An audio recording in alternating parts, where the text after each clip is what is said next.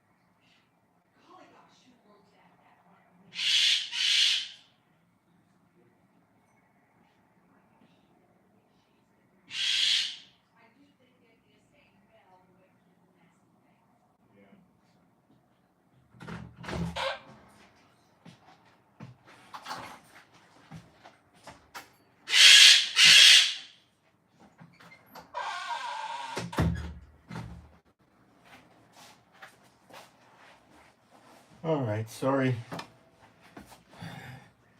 This is the problem with being a one-man show.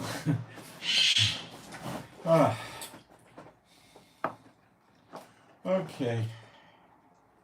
So, let me go into the live stream. Make sure everything is good.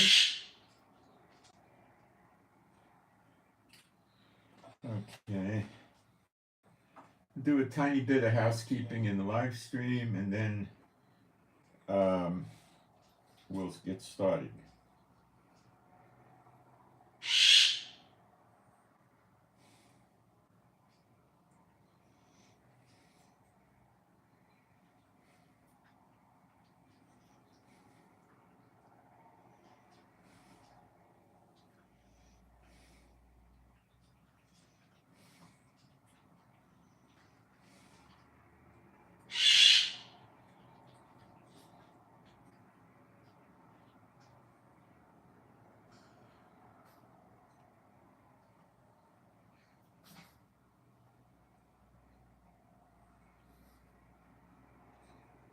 I'm going as quick as I can.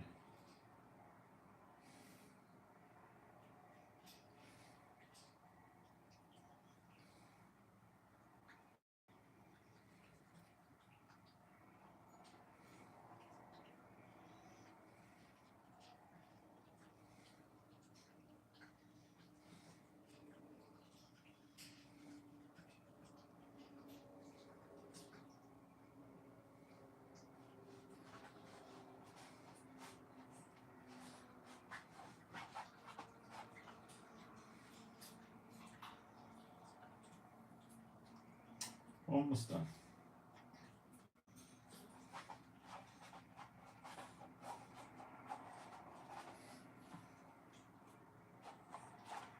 Okay. So, I guess we'll start with the so-called intel stuff. We'll start with Israel.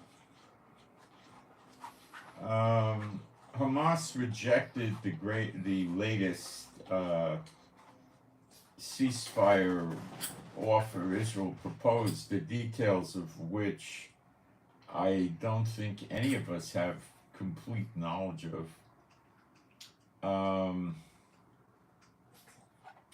It involved giving the hostages back, maybe releasing some terrorists, I don't know, from prisons in Israel, in return for a ceasefire of 6 to 8 weeks, is what I was hearing. They rejected it. Hamas rejected it. They said they want a permanent end to the war. It basically means they stay in control. They rebuild and attack us again. Would probably take them 1 to 2 months to do that. And they would have their hand out to many nations for money to rebuild Gaza, which would not rebuild Gaza. It would revert to rebuilding the terrorist structure, the tunnels, the weapons, all of that.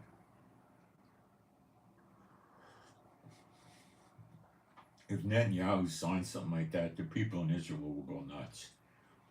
It'll get like, a witch hunt. It'll get crazy. Biden came out, Hamas is saying, so we don't know, he said that if you get a 4-month ceasefire, Israel will never resume the war again. I'll put pressure on. We heard similar dialogue pertaining to a 2-month ceasefire. Right now, I'd have to say the ceasefire is not going anywhere. Hamas isn't moving, and Israel's not moving. They want something like 150 hostages, terrorist prisoners released from Israel jails for each hostage.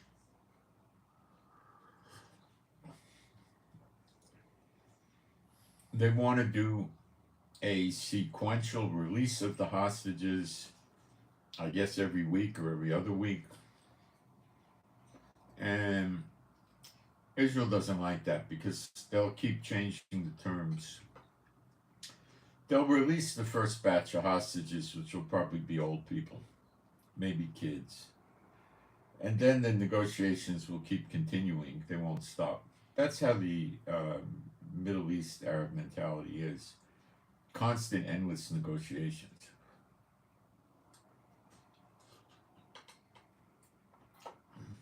They love that stuff. And you have to know when to walk away from them. So Netanyahu's walking away from them because he can't sell that to Israel. Okay? So the war there is going to continue. And they don't have that much left to fight with anymore. They're still fighting. But they're fighting more like, terrorists fighting in the jungle or something like that, but it's in the city. The housing is busted up, the streets, the sewage, the water, telephone, internet, electricity, everything. Houses are tremendously damaged. Many are, you have to rebuild them completely. Some are just damaged. So Netanyahu is just breaking them down because he can't sell this kind of a deal. Egypt put fences up by their country near Gaza and told them that if any of you come into Egypt, you're going back in a body bag. We'll shoot you. Now, Israel talks like that. The UN goes crazy, but Egypt can do it.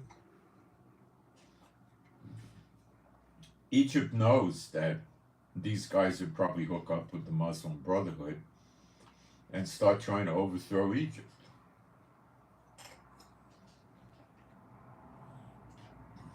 Nobody wants these people. Saudi Arabia says they're not Arabs. They don't want to have anything to do with them.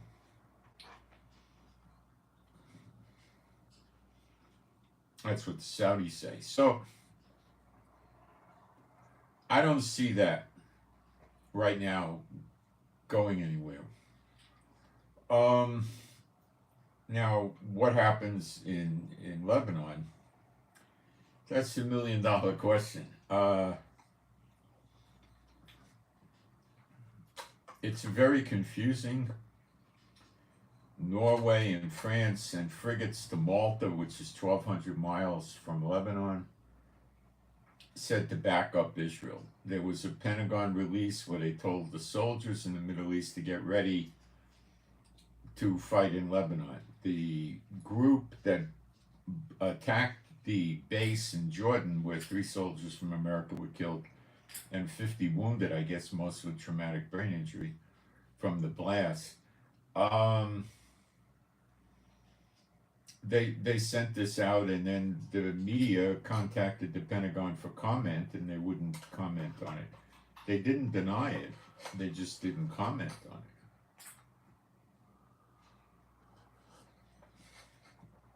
Because the group that attacked the base in Jordan was the Hezbollah. They put a different name in front of it, but it's still the same Hezbollah, which is based and rooted in Lebanon. Now, America gave these militias backed by Iran in Iraq and Syria quite a bit of warning, several days, so they abandoned their bases and hit the road. And many of them may have gone to Lebanon. Many could be 25 to 50,000. They just got out of town. So they may have transported weapons to Lebanon. I don't know. I imagine Israel and America know, but they're not talking. So America might, rather than get a lot of heat from Syria, and Russia's in Syria, and Iran's in Syria, and Iraq is screaming bloody murder, get out of Iraq, to the Americans, they could have done this as a way to move a lot of the Hezbollah into Lebanon and then attack Lebanon using the pretext, we told you not to open a second front, you opened a second front.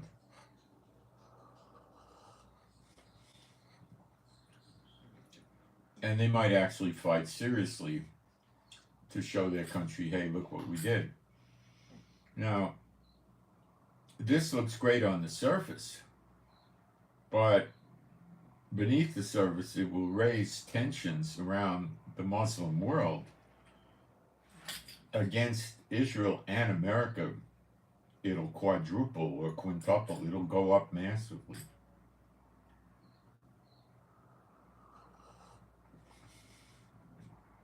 Biden knows this, and he's trying to work a snare on Israel, which is probably not going to ever work, but he's trying it. So,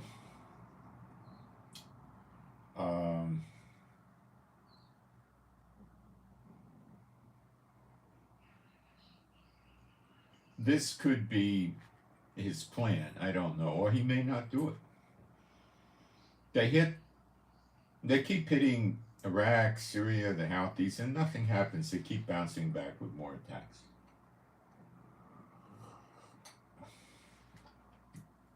These attacks are ineffective. Not going to work. Biden is trying his hardest to make sure Israel doesn't come out of this one a winner.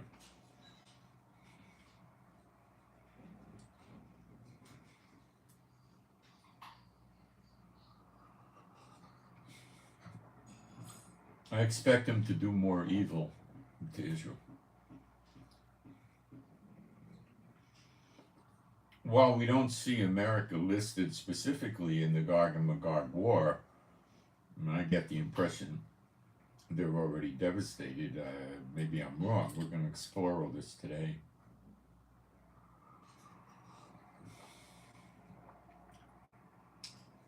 Now comes the electric grid. So the FBI is coming out and saying, from the FBI director talking to Congress, and I put videos of this on my Telegram channel. If you want to access my Telegram, you got to download the app, Telegram Messenger. It's free. It's in Google Play Store. It's in Apple App Store, whatever. It's easy to get. It's free. And install the app. Send me an email. My email address is in the chat. It's the bottom of the description box. And it's israelgiving7@gmail.com. And just tell me you want the Telegram link, and I'll send you the invite link. You click on it, boom, you're in. You can't post, you can only read.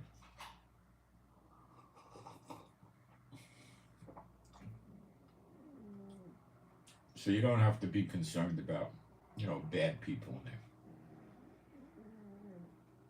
there. Okay.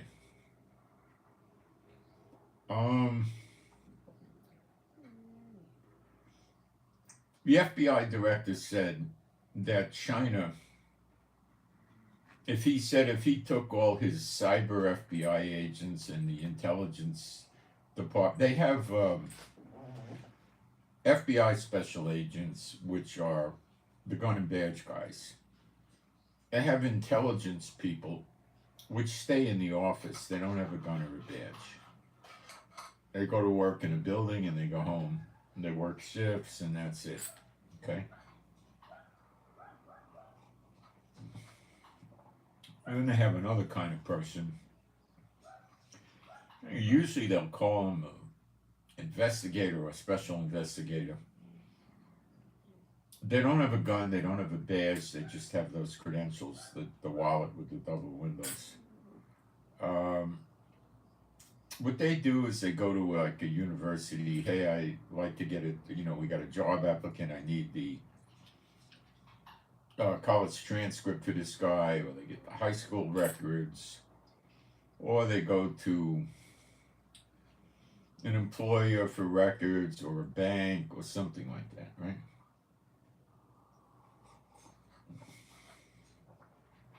So they're in a safe mode. They're not going into gang territories and knocking on doors and asking questions or anything like that, okay? They usually drive an FBI vehicle, and they have no powers of arrest, or they're not trained for that. They don't have guns, they don't have badges. Federal agents have, in many departments, a lot of these people, they call them special investigators. ATF has them. Same thing, nice, flashy wallet credentials, no badge, no gun. They go to gun stores, they look up records and stuff like that. Explosive companies that sell them, make them, use them, and they check records. And that alcohol, tobacco companies, stuff like that. IRS has them. Lots of agencies have them. They give them a nice set of credentials to impress people, but usually when the cops stop them and they display their credentials, the ID cards, they call them box tops. They used to anyway in my day. The cops will say, "Do you have a badge?" Because most of the cops are savvy that these guys with the ID cards are not real police. And if they don't have a badge, well, then they can get a ticket.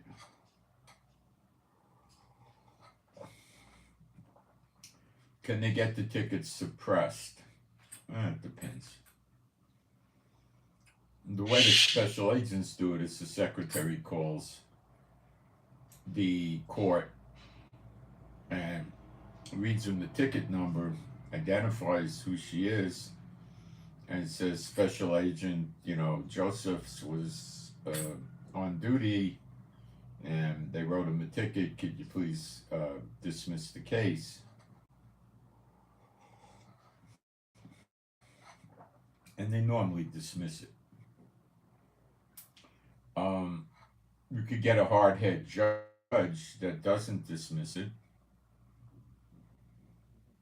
and that's pitting himself against that agency. If it doesn't get done on the phone, then the agent could go ask to see the judge. He shows up, flashes his credentials. I'd like to talk to Judge Brown for a minute. Judge, we have a special agent from blah, blah, blah agency. Well, hey, yeah, send him in. And he usually tells the judge what happened. And the judge, normally he's going to dismiss the ticket. He just cancels it,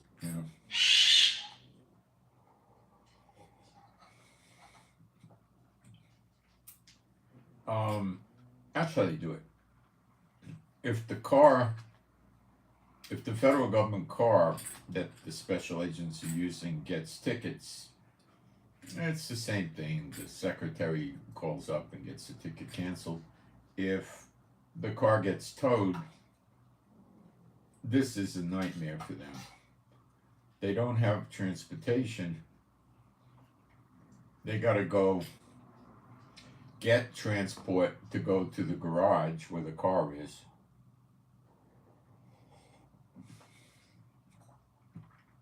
And if it's a police impound, depending on the agency in the city, they could flash their credentials and tell them what happened. And some departments will have a provision to just get the car and give it to them. Other departments say, no, you have to go downtown to headquarters or something like that. So they hate having their cars towed. That's a nightmare. Tickets they could care less about.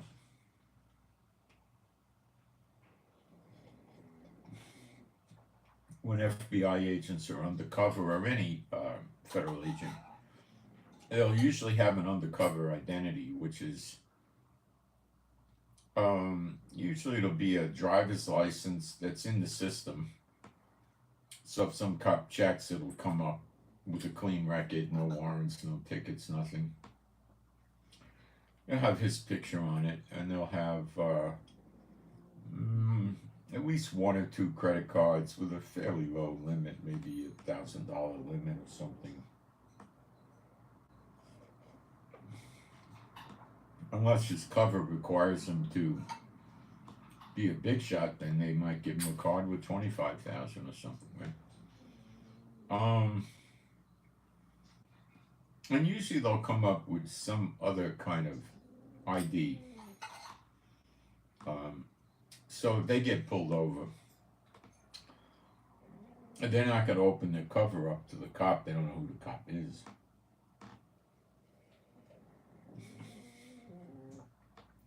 So they just give them sometimes they'll give them a concealed weapons permit so they can carry weapons without revealing their offense.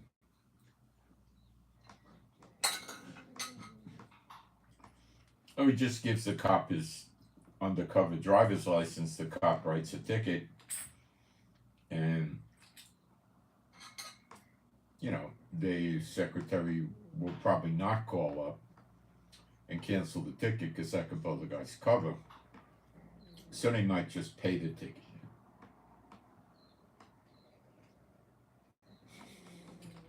because it could turn into a warrant and then create a sticky situation for the guy, the agent, and they don't want to keep giving him new driver's licenses because then he's changing his ID all the time.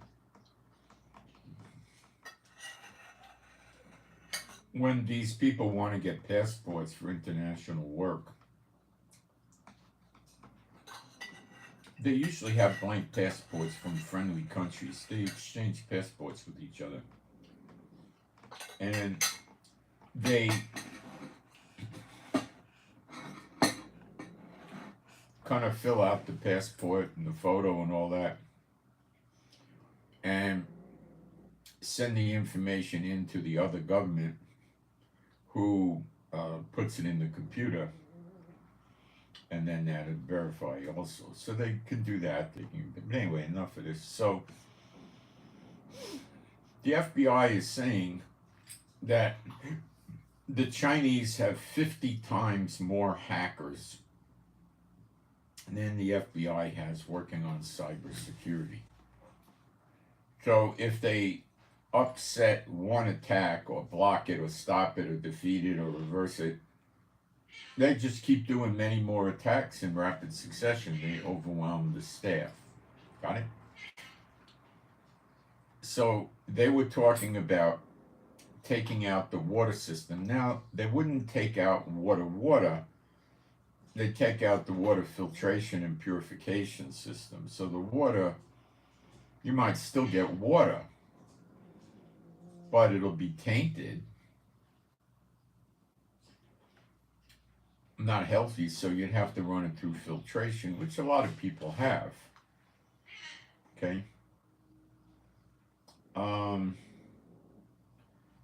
If you use a simple system like a Brita water filter, which is a pitcher, you fill it up and it goes through the filter.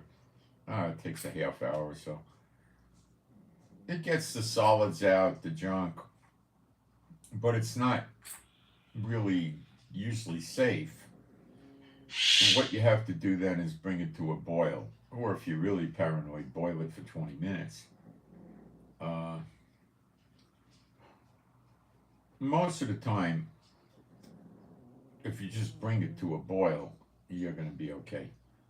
So you run the cool water through the Brita filter, then when it's done, you pour it in a pot, you put it on a stove, you bring it to a boil, maybe boil it a minute or two or something like that for good measure.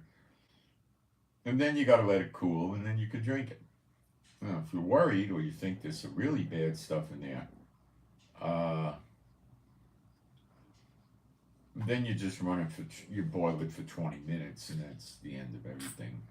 The Brita takes out the solids, the pieces, the debris, the junk, and the germs are going to pass through the Brita filter pretty easily. So they're microscopic usually, so you boil the water and you kill the germs. You got to have a place to boil water, and you got to let it cool. So usually at night or in the morning, you would prepare your water for the next day. Now, you could take the pitcher of the Brita water filter, and you could put, 4 pitchers full in a big pot, and then boil the whole big pot. Years ago in Tiberias, the water was very bad. It came out of the sink. It smelled like low tide. People, a couple of years before I was there, got polio from the water. And that's what they told us. So we used the Brita, and then we boiled it and brought it to a boil, let it cool off, and we didn't have any problems. We were fine. Okay, so the water gets hit, the electricity gets hit, transportation could get hit, and that's the big thing. But they're also saying that they suspect sleeper agents have already penetrated into the water companies, the electric companies, transportation companies, and so forth as employees. And they'll throw the right switches when the time comes. This is the FBI director. This is high level. Now, before you go off on this, let me explain something to you. Open border Biden could be playing this story out where really he's going to take down the grid. Now, what's on the grid? I'm telling you, be careful. What's on the grid? Well, of course, people don't get electric in their houses. Military bases are not going to have electricity in most cases. The radar that America runs, these big radar things, they require huge amount of electricity. Okay? And if you were going to run them with the generator would probably have to be the size of a 40-foot trailer. Even then, I don't know if it would work. Seriously, I don't even know if it would work then. I don't know. There are water systems Israel companies sell that take water from the atmosphere and they pull it out of the air and deliver it to you as water. And that water is normally drinkable, but if you were in a contaminated, polluted city like downtown Manhattan, it might have impurities in the water. So, but solids, not disease and germs. So you would run the water through a breeder filter, get rid of the solids. That would be about it. Those are available. They're not so cheap, and you need electricity to run them. So if the grid goes, what's going to happen is internet's out, cell phones are out. The police normally have, it depends on the department. In a town of, 11,000 people, they may not have a generator.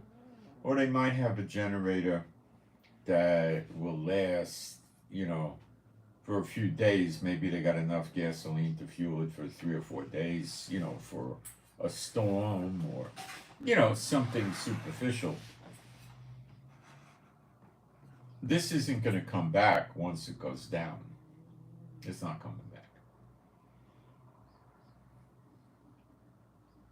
So they'll run out of fuel after a few days. Then their cell phones are down, their radios are down, and so forth. We'll talk about what happens when this happens. In stores, with the grid out, you're not going to be able to use a credit card or a check. The store will probably stay open as soon as this happens. Many of them have a generator, and people will flock into the store to buy anything and everything they can. And the store has no way to take credit cards, so they're not going to take them. They can't get an approval code. And they can't take checks because they run the checks through some insurance company usually, so they can't do anything except take cash. The stores may not open because people are going to come in there and scream and yell at them about having to pay by check and credit card.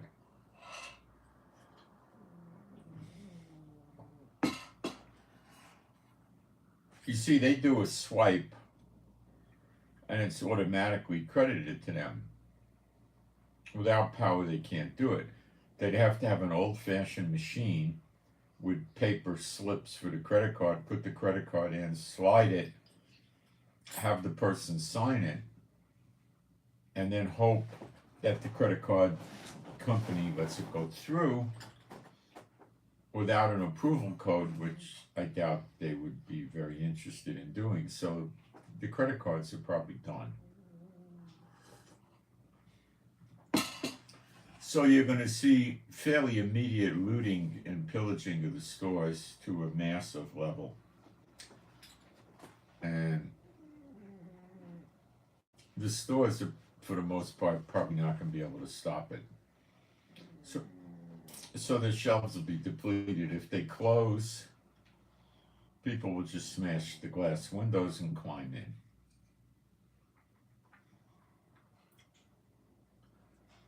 in. Liquor stores will get it. Food sellers, all kinds of stores will get looted. People will go after anything, clothing, furniture, anything. They'll use it to barter and sell.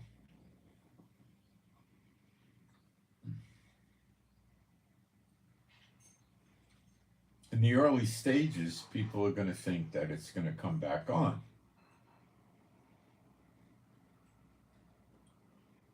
After about 3 days, they're going to realize that's not happening. You're not going to be able to call the police because they're going to have no contact with you.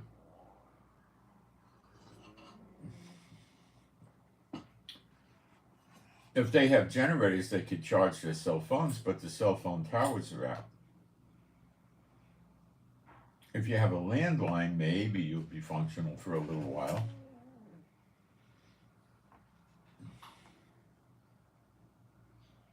Probably not. No internet. Without internet, people are not going to know what's going on. And that's the perfect setting for the sleeper agents. People will have no concept of what's going on. How are you going to get information? Snail mail? The gas pumps go down. They're electric. You're not going to be able to pump gas. So whatever you have in your tank is what you got. Okay? The military bases are going to be out of order. They're going to go down.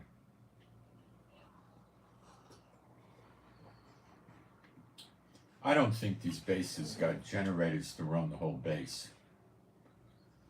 The food on the base will go bad by the 3rd day, 4th day. Well, it depends, If you're up in Maine or right by the Canadian border or something like that in the winter, you don't have to worry. You could just take your refrigerator and your freezer and put it outside, or even in your garage, and the temperatures are so cold.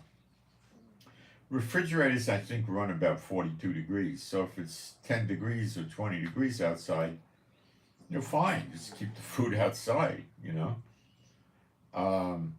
It may get frozen, but it's not going to go bad. The people that don't have these kind of temperatures, or as you go into spring, and very few people do, the food's going to go bad within 3 days. Okay? What we do with our freezer is we keep a bunch of blocks of ice in there. So if power goes out and you keep the freezer closed and you got the ice in there, depending on the outside temperature, you might get a week out of it.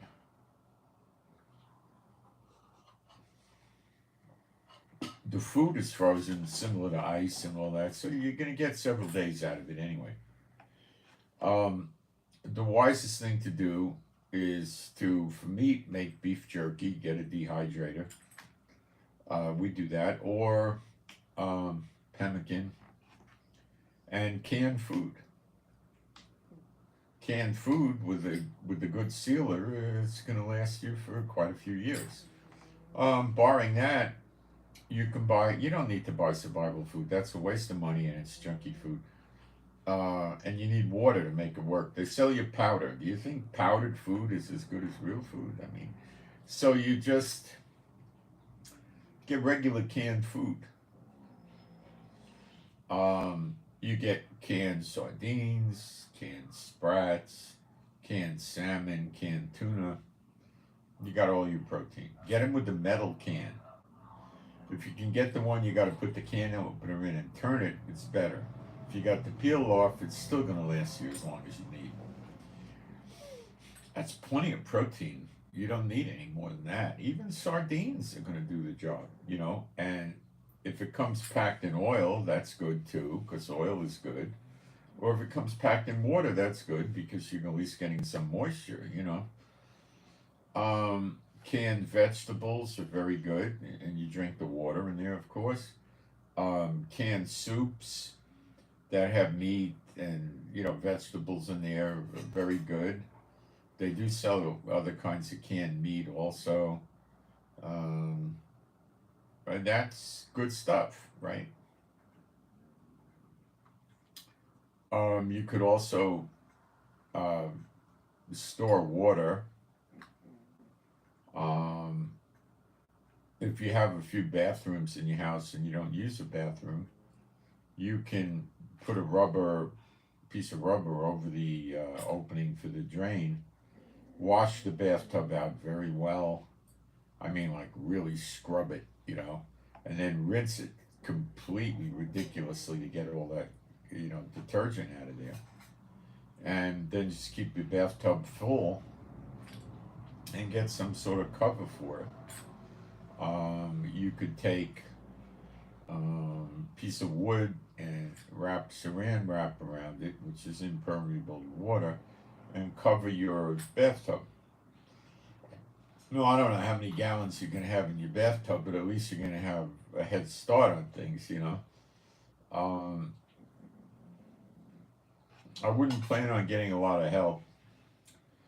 I would say at a maximum of 5 to 7 days, the police will stop working.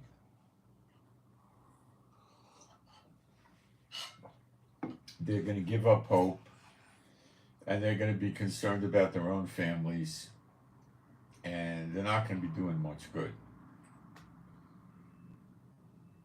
People will be driving like maniacs, those that have gas. People will be going around door to door in groups, looting, plundering, pillaging, no police. They'll be siphoning gas like no tomorrow. They'll put gas in 5, 10 gallon jerry cans and sell it for, I don't know what, $20, $30 a gallon. Whatever they could get. Drugstores will get, looted. People will go right away for the narcotics, antibiotics, all of that stuff, the over the counter, everything. They'll clean the shelves. It'll be initially a lot of the lower class people that are going to realize the value of these things, and they're going to go after it. Drugstores, liquor, liquor stores will go so fast. TV stores, who's going to go get a TV or a computer? No electricity. Steal cars. Most of the car dealers' cars have nearly no gas in them. What are they going to do?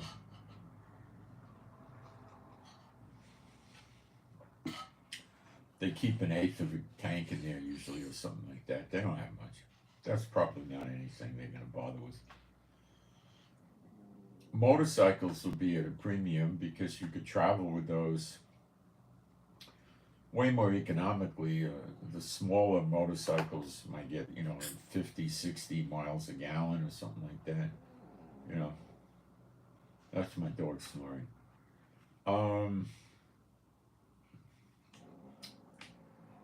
The people will, within 5 to 7 days, they'll be in panic mode.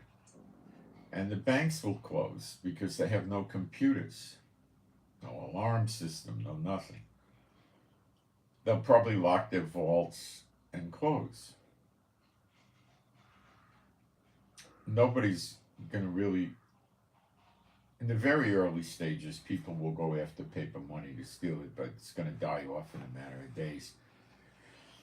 People are going to run out of paper money to buy things with in a few days. And the stores will be looted out, so it's going to go down to barter. Gold and silver king, and commodities, items like food, canned food, liquor, many things like that, medicines, aspirin, Tylenol. I'll be right back. These things are going to be a high value. People are going to run out of medicines.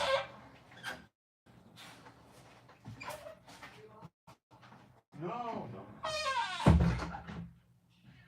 how do I go through?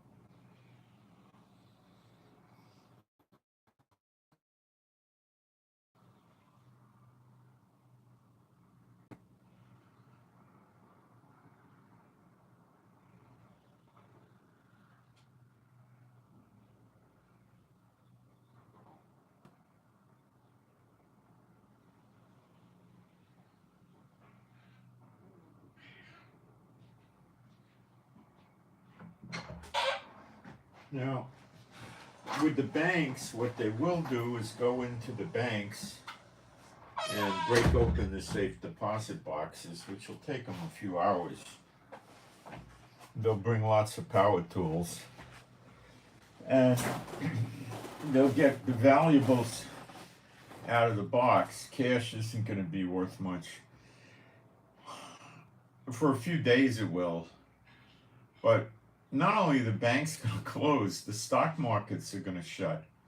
The commodities, the futures, the bonds, all of this will be closed. Gas stations aren't going to be pumping gas.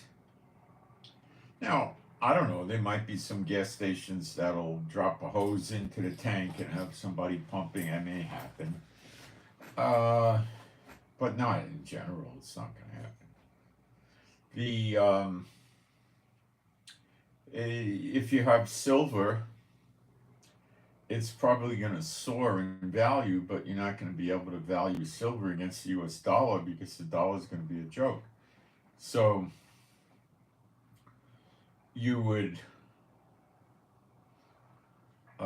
be able to barter beautifully with silver and gold. If you're going to do gold, you want to get very, very small gold bars or gold coins. You don't want 1 ounce or anything, because that's going to be worth a tremendous amount of money. It'll be worth, maybe something like $10,000 equivalent in goods or something like that. It's going to be very expensive. The silver will, today it's worth, I don't know, $22, $23 or something. It'll probably bump up to someplace around $75, maybe $100, $150. And that's going to be king. But the stores aren't going to be operating. They're going to be looted. Okay? Plan on the police going defunct in a few days, because they will. Okay? And it's a free-for-all. Some people will form neighborhood watches. Now, the survivalists and the preppers, now, when you have a generator, it makes noise. Everybody knows you got a generator. They know you got stuff.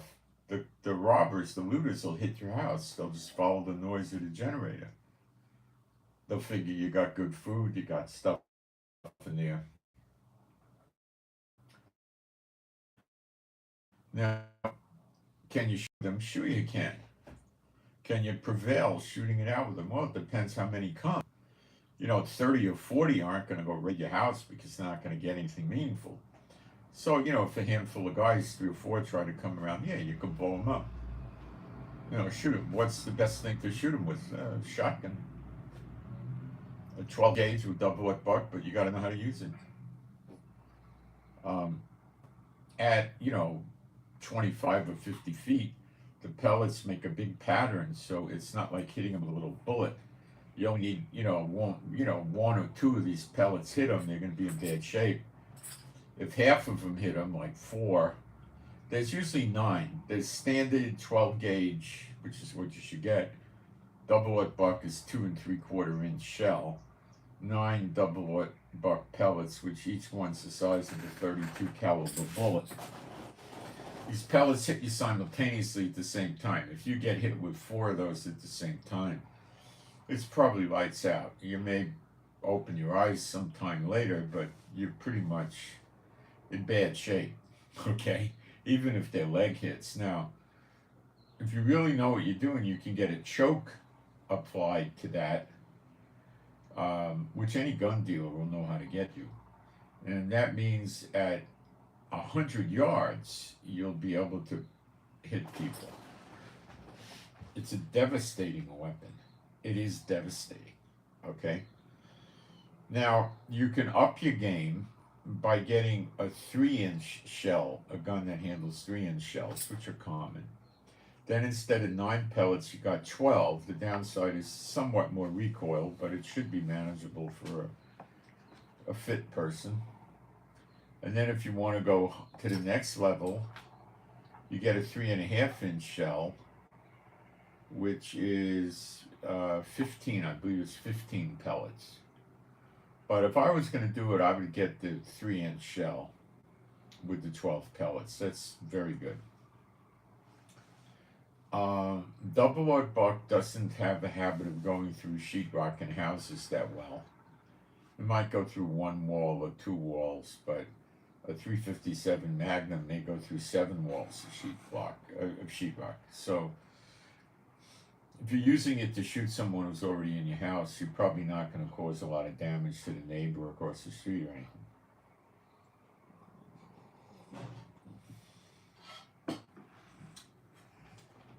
Now, if the eggs hit the fan, there's a thing called the duck bill choke.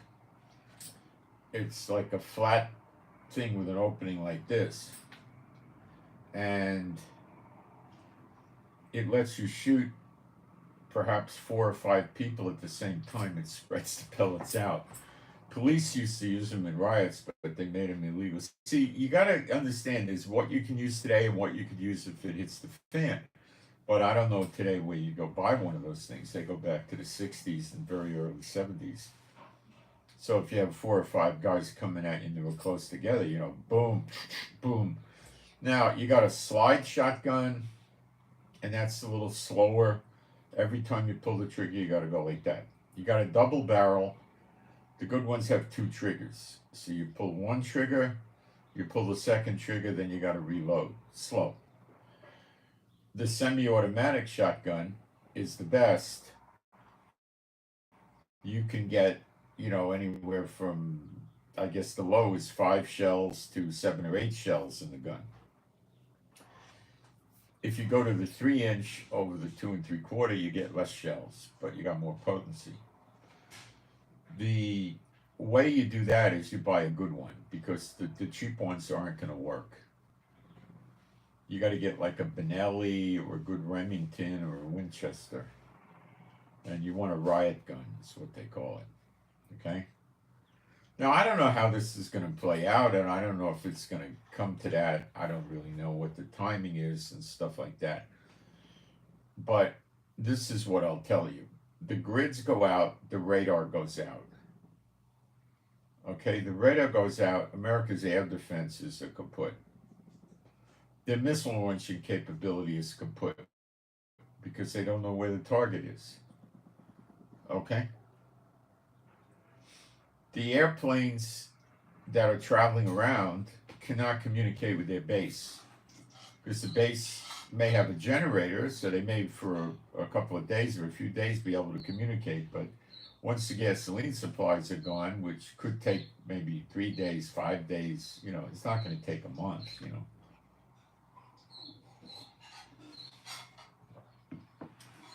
Once the supplies are gone, then they're down.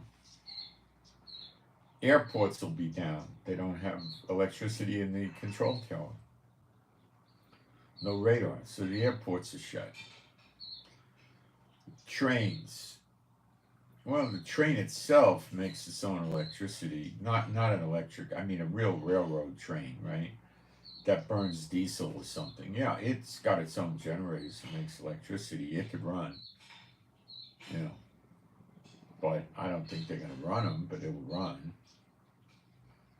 Okay. Famine's going to set in because you're not going to be able to get food. Now, there's a few people that could go out and bag a deer and eat the deer, and, you know, some people have gardens, they could eat that, you know, I mean, but in general, the people in the cities and stuff are cooked. Okay? And gangs will quickly form and go to work. And what they're going to do to get rich is to loot, plunder, pillage, and it's going to be ugly, you know. So if you have a generator, you're waving a red flag because they'll hear the noise. It's not going to be much noise if the grid is down. I'm having trouble with the Wi-Fi network. We'll see if it stops.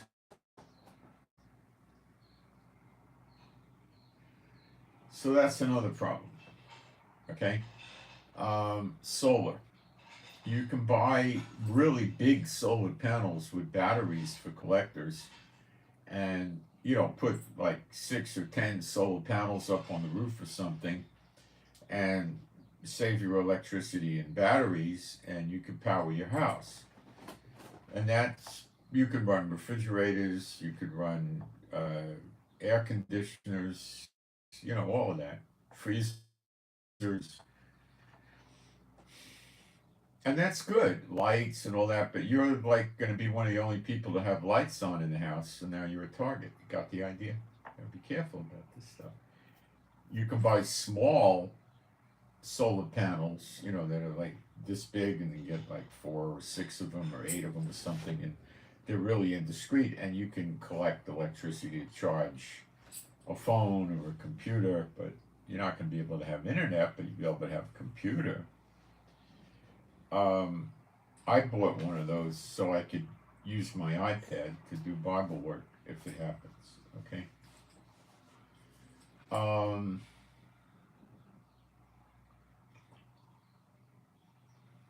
So we're going to get into the timing on all this stuff later, but when the FBI starts talking about sleeper agents, you better believe it's real. And when they start talking about the grid going down, you better believe it's real, because they're telling you what's going to happen to create fear, panic, stuff like this. Okay. People are going to run out and buy more guns because they're planning on killing each other or killing people that want food.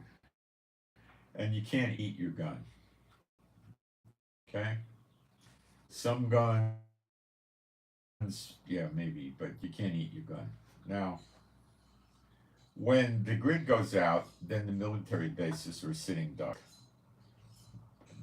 The sleeper agents just go in. Okay? That's it. The Navy boats are going to be, they're independent. They make their own power, and they got fuel for a long time. So they are going to be able to function, but they'll be able to talk to each other, but they're not going to be able to talk to the base, to America. So they're going to be in pretty bad confusion.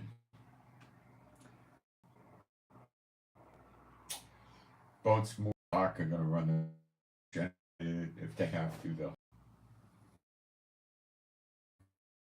In Revelation 18, when the ships anymore, the ships would be. They have to get fuel, but a lot of them have a lot of fuel in there, So I'm just kind of speculating. That could be.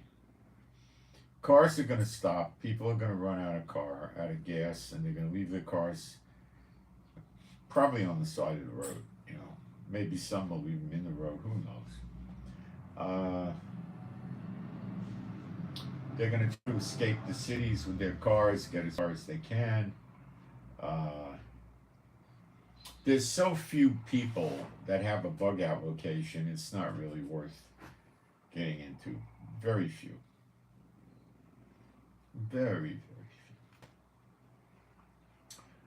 few. The survivalist mentality is, I got my food, I got my water, I got all my preps and my guns and this and that. Anybody comes around my place, I kill them. Now they'll also tell you, if somebody's really hungry, I'll give them some food. Yeah, if somebody shows up at their door once every 4 or 5 days, hey man, I haven't eaten in 3 days, I'm gonna die. So, yeah, come here, here's a meal, Hit the road, Toad, hey, take an apple and a banana with you, see you later, right? Oh, they'll do that. But when they start seeing 15, 20, 30 people a day coming by, okay? So getting the gun and, trying to do home defense, what are you going to do? You're going to make it for a month, maybe? I mean, you're not going to make it. You got to sleep, so you sleep in shifts. Anyway, the sleepers will take out the military bases. Will they destroy or use the weapons? Probably both. This leaves America open to attack by missile, by um, aircraft of, using all kinds of bombs, missiles, and Navy ships. All these things have their own electrical supply and they don't need it. Airplanes have their own radar. Ships have their own radar. And they can bring all kinds of troops in, and the troops will be, prepped. They'll have MREs, adequate clothing, weapons. They'll know what's going on, so they'll have ability to change batteries for their communications or little generators to charge their radios and whatever. You can get hand crank radios and flashlights cheap. So with the radios, you turn it like 25 times. And then usually you can listen to the radio for, I don't know, maybe 30 minutes or something like that. But who's broadcasting with no power?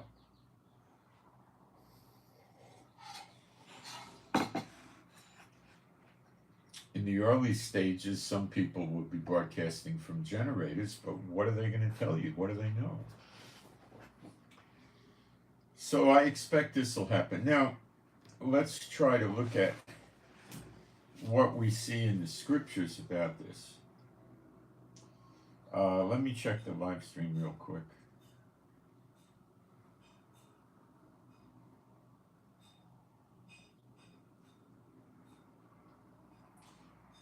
Yep, Jacob's trouble is Zechariah 12. Read Zechariah 12.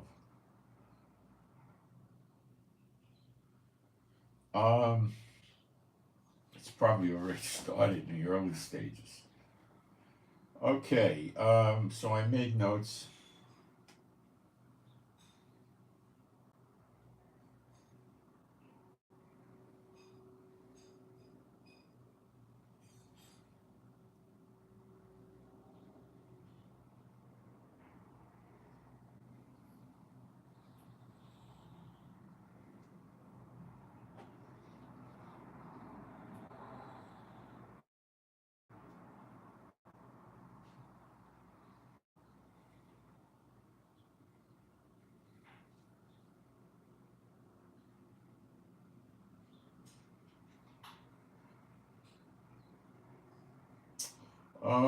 Joel 3:12. No, that's not Joel. Joel 3:12. Let the heathen be wakened and come up to the valley of Jehoshaphat, for there will I sit to judge all the heathen round about. Put you in the sickle, for the harvest is ripe. Come get you down, for the press is full of fat. No, wait a second. That's not it. Sorry.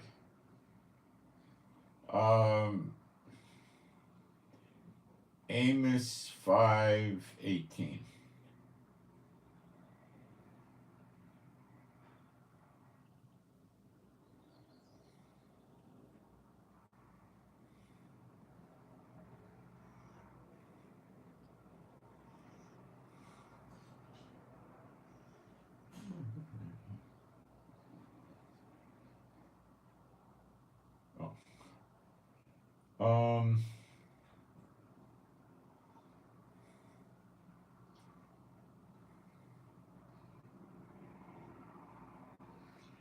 Woe unto you that desire the day of the Lord. To what end is it for you? The day of the Lord is darkness and not light. Well, that got to get you thinking. The word for darkness is kosek. It means like darkness, obscurity, darkness. That's what it means, is darkness. As if a man did flee from a lion, and a bear met him, or went into the house and leaned his hand on the wall. Shall not the day of the Lord be darkness and not light? even very dark, and no brightness in it. Now you're saying, well, this is the day of the Lord. Well, we're going to be looking at, does the daughter of Babylon get destroyed on the day of the Lord? That's going to be an interesting Bible study in a few minutes. Okay.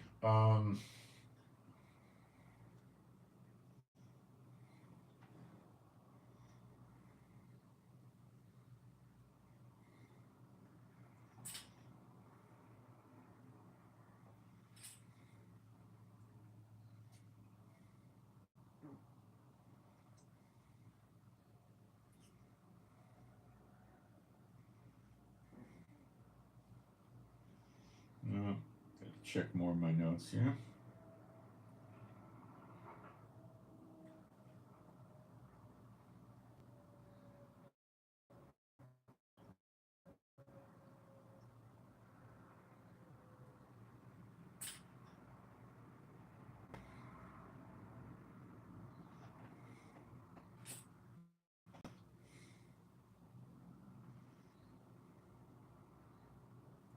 Hang on a second. I know we find it in Isaiah 60, but I think I found it in some other places. Give me a second.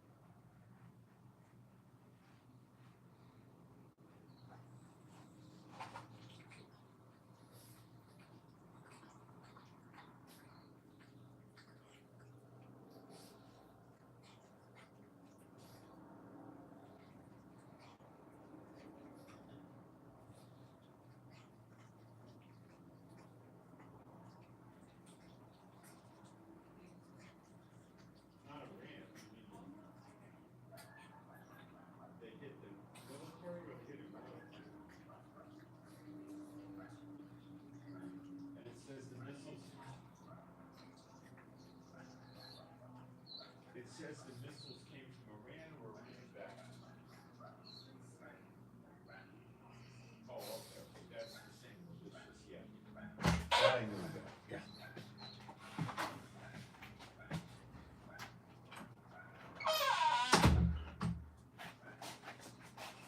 Well, I thought I had isolated some other scripture. We'll probably just rely on Isaiah 60. Let me keep looking here.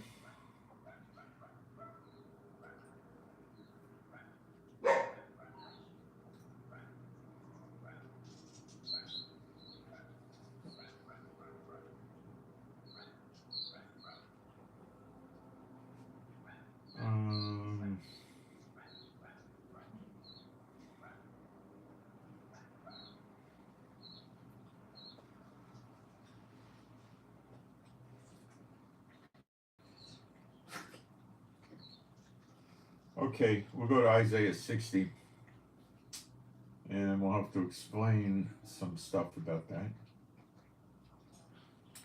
Arise, shine, for thy light is come, and the glory of Jehovah is risen upon thee.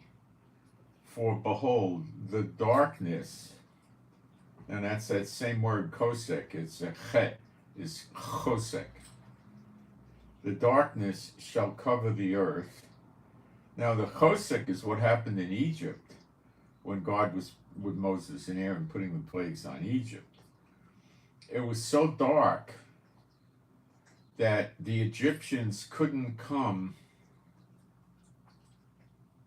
out of their house because they couldn't walk around. It was black. You wouldn't see your hand in front of your face. And they couldn't make any kind of fire in their house, no torch, no coal, no nothing. Yet the Israelites were in Goshen where they lived, and they had light in their house. They were able to make a coal or a torch or a lamp or something burn, but the Egyptians couldn't. So something like that will probably happen again. Behold, the darkness shall cover the earth. Now the word for Eretz, but it appears here that it means the earth. And the word cover means cover or hide or, conceal the earth. It's pretty good darkness, pretty thick. And it says the earth, and then it says gross darkness, which is Arafel. It's more or less like a dark cloud.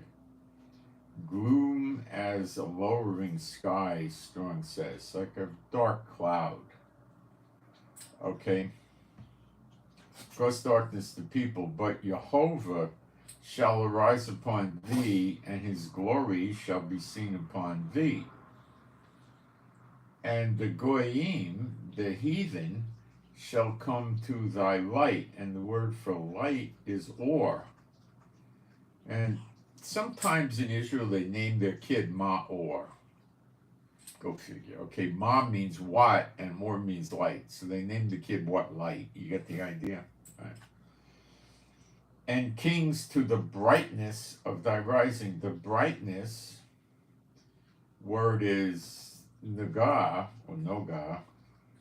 I don't know exactly how to pronounce it. I can try. Naga.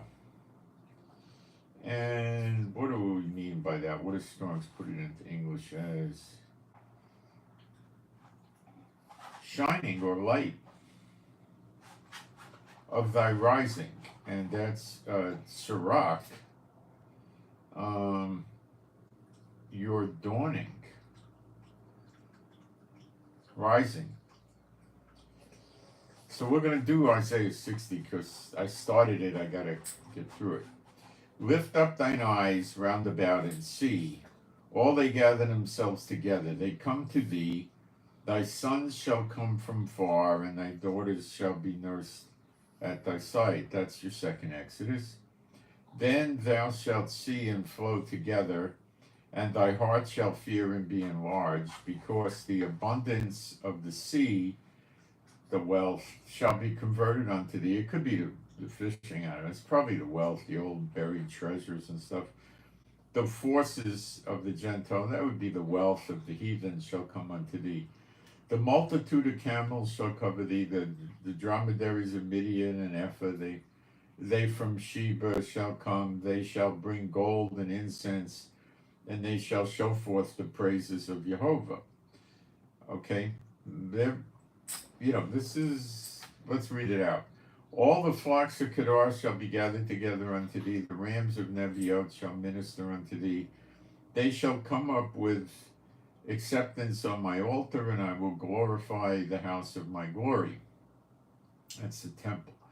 Who are these that fly as a cloud and as the doves to their windows? We covered that. Eternal life, I'm guessing. I don't know what else to tell you with that. Is it just the two witnesses? I don't know. I don't have great insight in that. My two theories would be the believers at large that have eternal life, or just the two witnesses. I can't think of anything else. To say that it's the angels going to their windows doesn't click with me. Surely, it would say angels, Surely the isles shall wait for me, and the ships of Tarshish first to bring thy sons. So, after this happens is your second Exodus. The isles shall wait for me, and the ships of Tarshish first to bring thy sons from far, and their silver and their gold with them unto the name of Jehovah Elohim, and to the Holy One of Israel, because he hath glorified thee. Glorified. 6286, Strong's number. Let's see how Strong puts it into English.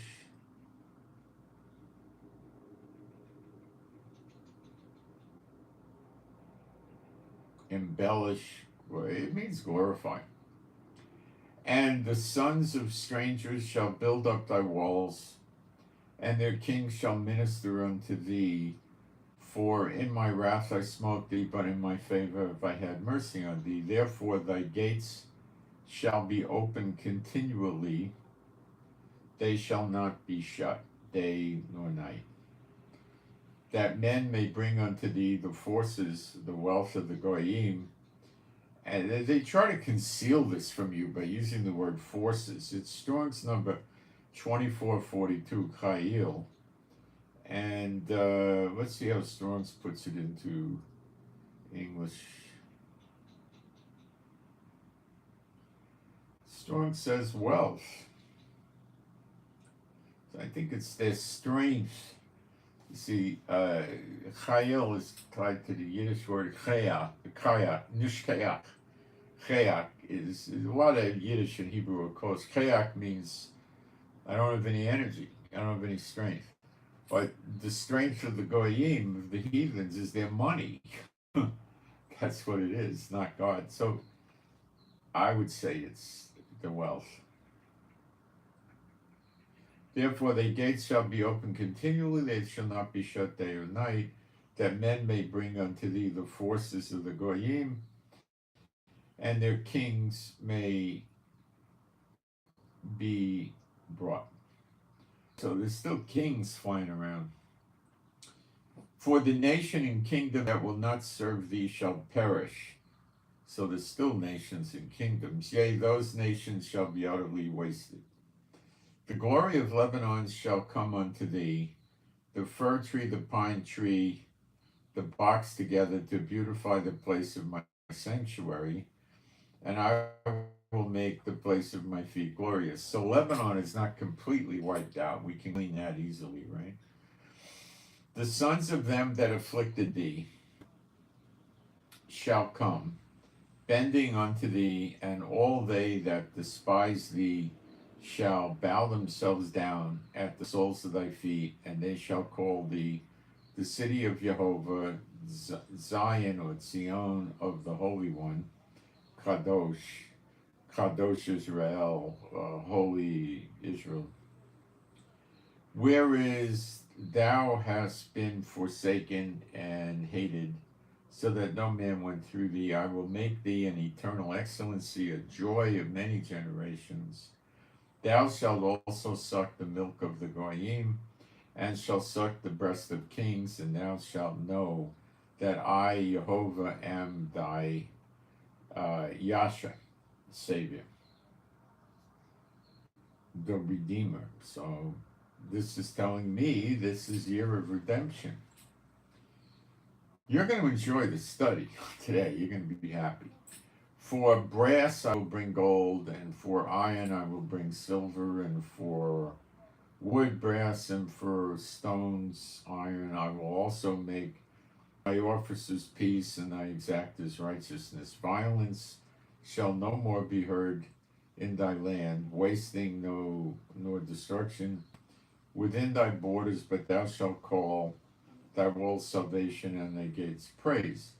The sun shall no more be thy light by day, darkness cover the earth.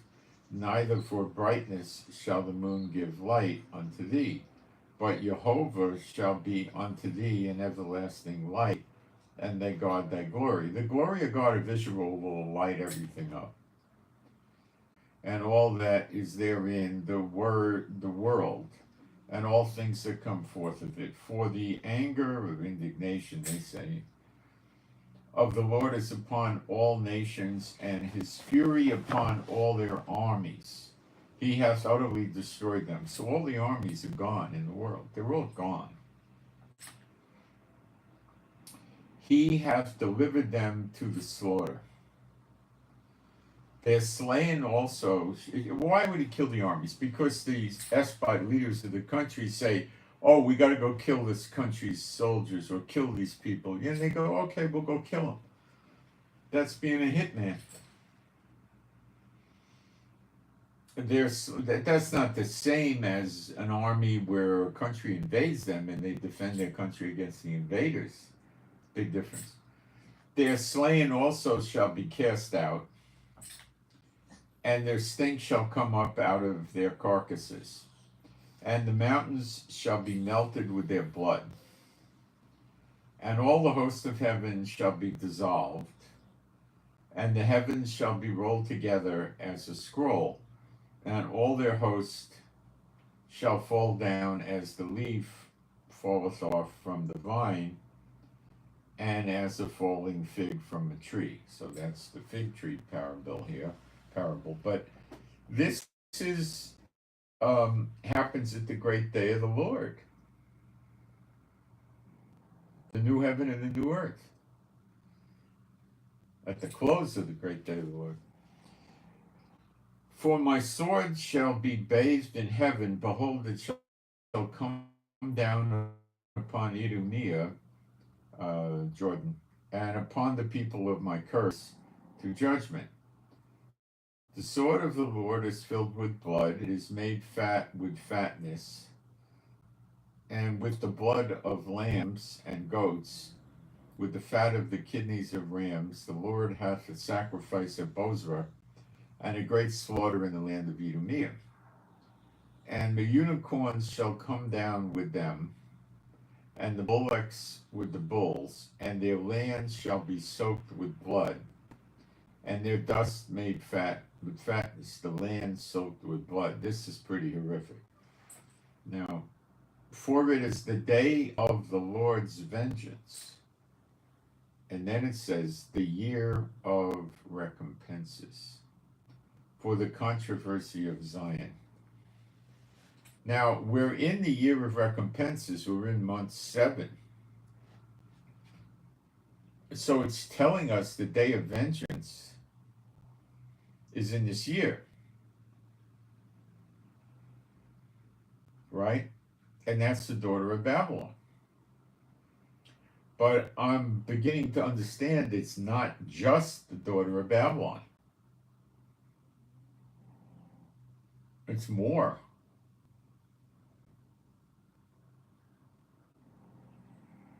For this to make sense, Babylon has to be finished off by the end of July, I would say. Give or take 2, 3, 4 days.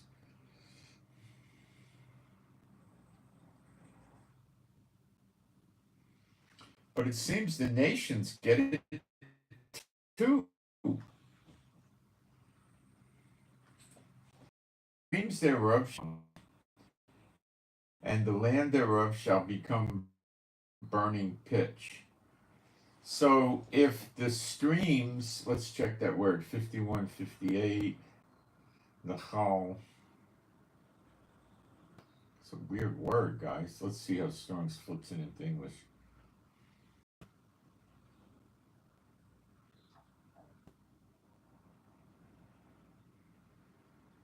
It's a river or stream.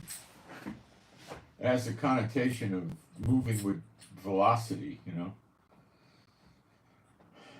So that's your famine, and that's drying up the water that we read about Jeremiah 50:51.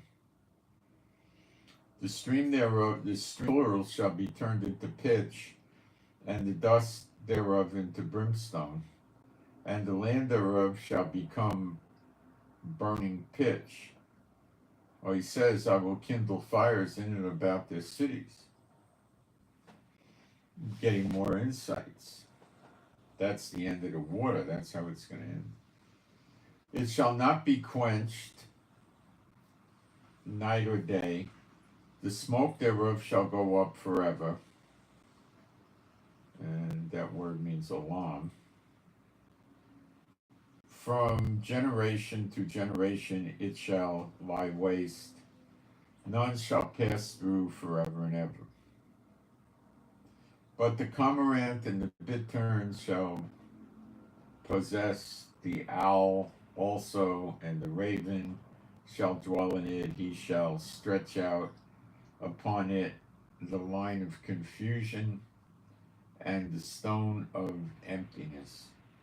They shall call the nobles thereof to the kingdom, but none shall be there, and all her princes shall be nothing.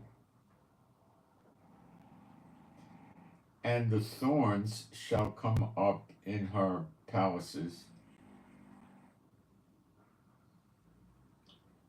and nettles and brambles in the fortresses. Thereof it shall be a habitation of dragons. It's probably like Komodo dragons and lizards, and a court for owls.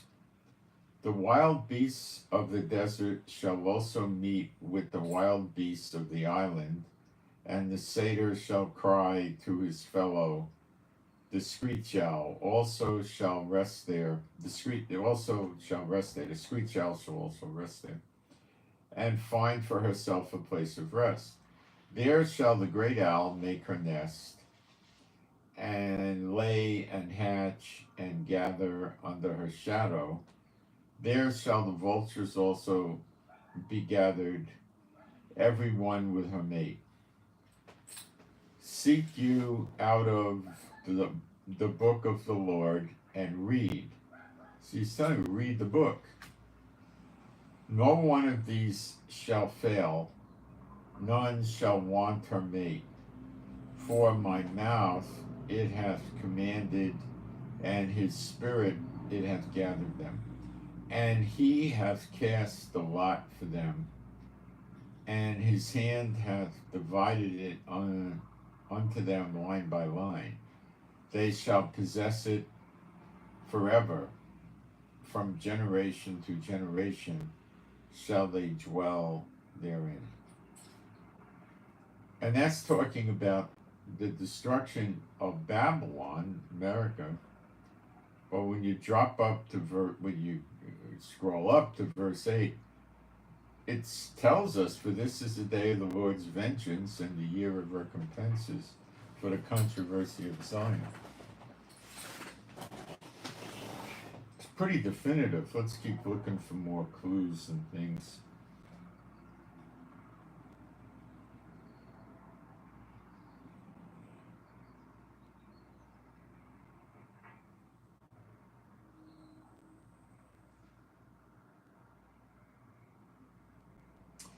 Isaiah 13, verse 10.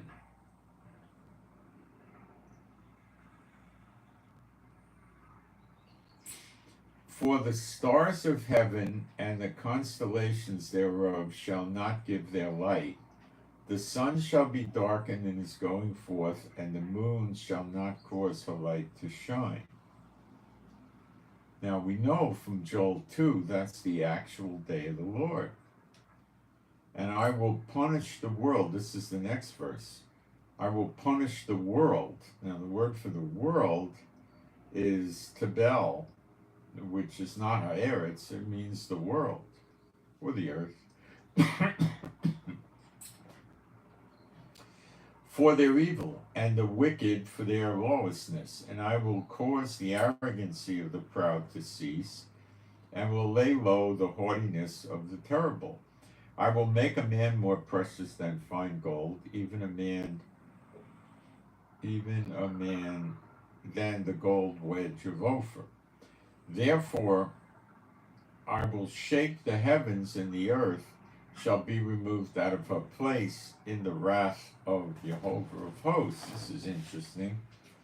In the day of his fierce anger. This is the day of his fierce anger would be the day of vengeance, which is in the year of recompenses. Isaiah 34:8.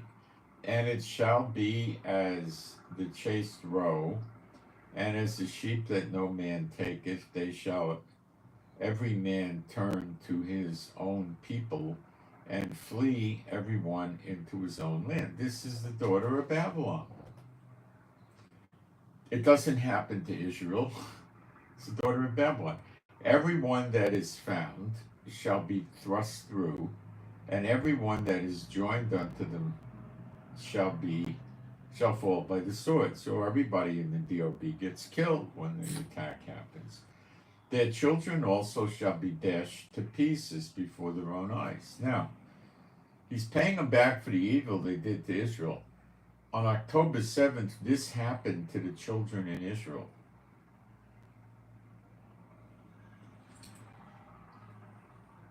Their houses shall be spoiled. That happened in Israel. And their wives ravished. That happened in Israel in front of the children and the husbands. This is the payback for Israel. October 7th. Biden and Netanyahu. This is it. There's pretty decent proof right there. It was a dirty deal. Hang on a minute. Think about that.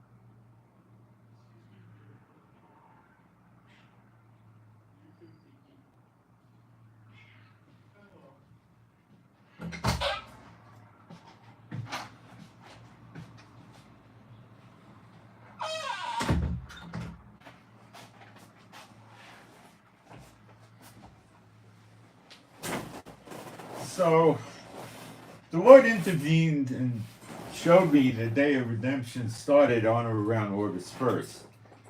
The recompenses, not redemption, recompenses. So, that helps us. Without that, we wouldn't know where to go. Behold, I will stir up the Medes against them, which shall not regard silver and gold. They shall not delight in it. Their bows also shall dash the young men to pieces.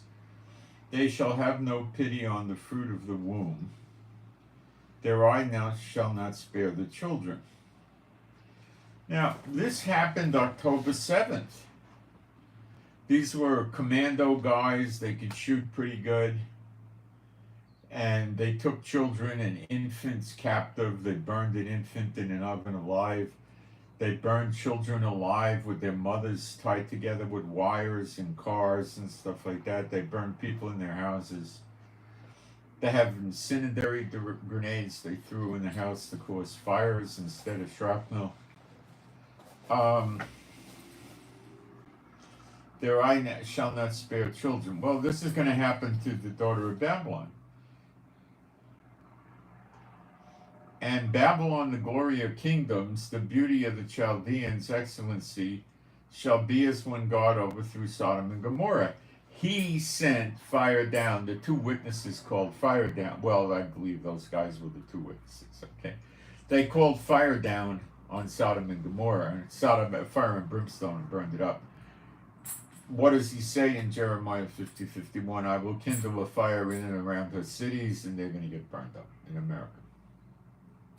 It shall never be inhabited, neither shall it be dwelt in from generation to generation. Neither shall the Arabian pitch a tent there, neither shall the shepherds make their fold there. But wild beasts of the desert shall lie there, and the houses shall be full of doleful critters, and the owls shall dwell there, and satyrs shall dance there. And the wild beasts of the islands shall cry in the desolate houses, and dragons in their pleasant places. And her time is near to come, and her days shall not be prolonged. The word for days is correct, yom. And the word for not, shall not, is the word for no. And the prolonged word, meshach, is drawn out or dragged out. So it's prolonged is pretty good. Now we'll go into 14 of Isaiah. For Jehovah will have mercy on Jacob, and will yet choose Israel, and set them in their own land, and the stranger shall be joined with them, and they shall cleave to the house of Jacob. And the people shall take them and bring them to their place, and the house of Israel shall possess them in the land of Jehovah for servants, handmaids, and shall take them captive, whose captives they were. Now, this does not apply to the non-Israelite believer in Yeshua. You got to remember who these people are. The good ones. You get a good hint by going into Revelation 12 and verse 17. And the dragon was wroth with the woman, and went to make war with the remnant of her seed, which keepeth the commandments of God, and have the testimony of Yeshua. Let me find you that scripture. Remember testimony of Yeshua, yeah? Okay.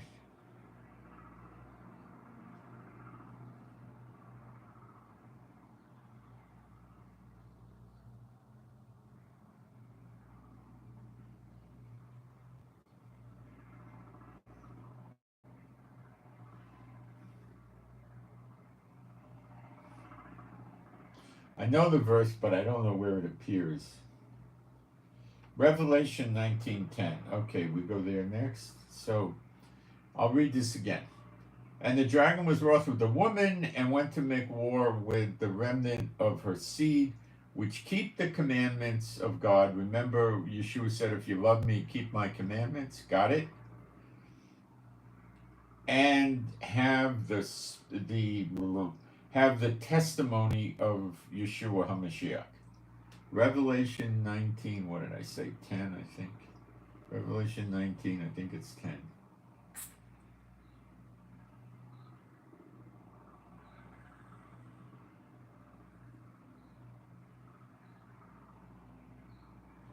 All right.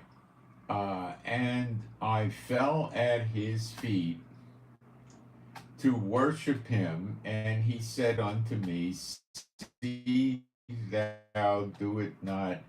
I am thy fellow servant, and of thy brethren that have the testimony of Yeshua. Worship God. The testimony of Yeshua is the spirit of prophecy. Pneuma. It's pretty much spirit. Prophecy, I think, means prophecy. Yeah, I think so. So, what have we been talking about these past few years? The law is not dead, things in the law, and the spirit of prophecy. It's the days of Elijah thing, isn't it? Okay, back to the notes.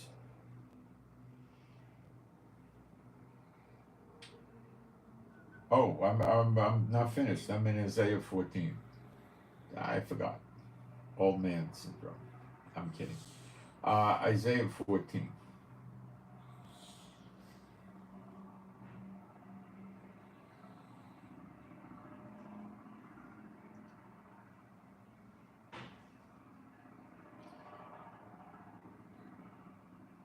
So the ones that understand the law is not dead and have the spirit of prophecy, in other words, they have the ability to discern, interpret, and understand prophecy.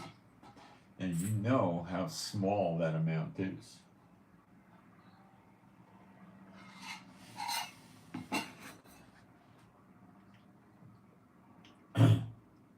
Amount of people. And it shall come to pass in the day that the Lord shall give thee rest from thy sorrow, and from thy fear, and from the hard bondage wherein thou wast made to serve, that thou shalt take up this proverb against the king of Babylon, and say, how hath the oppressor ceased, the golden city ceased? Jehovah hath broken the staff of the wicked, and then be all of them, and the scepter of the rulers. He who smote the people in wrath with a continual stroke, he that ruled the nations in anger, is persecuted, and none hindereth. Now, we persecute that jackass, but not as much, not enough, to be this. It's not this. But it's talking about Satan smote the people in wrath with a continual stroke. He that ruled the nations in anger. So that's definitively telling you Satan rules all the nations, including the one I'm sitting in. Let's go to verse 7 for Isaiah 14:7. The whole earth is at rest and is quiet. They break forth into singing, because the daughter of Babylon's destroyed, and she's the one cranking up all the trouble. Yea, the fir trees rejoice at thee, and the cedars of Lebanon, since thou art saying, or the word saying is implied, since thou art laid down, no feller is come up against us. A feller is somebody who cuts a tree down. So nobody cutting down has come up against us, like warrior kind of thing, or terrorist or something like that, or both, Hell from beneath is moved for thee to meet thee at thy coming. It stirreth up the dead for thee, even all the chief ones of the earth. It hath raised up from their thrones all the kings of the nations. All they shall speak and say unto thee, art thou also become weak as we? Art thou become like unto us? This is Satan. Thy pomp is brought down to the grave, and the noise of thy viols, that's a musical instrument, the worm is spread unto thee, and the worms cover thee. How art thou fallen from heaven, O Lucifer, son of the morning? How art thou cut down to the ground, which didst weaken the nations? Now the word for weaken is kalash.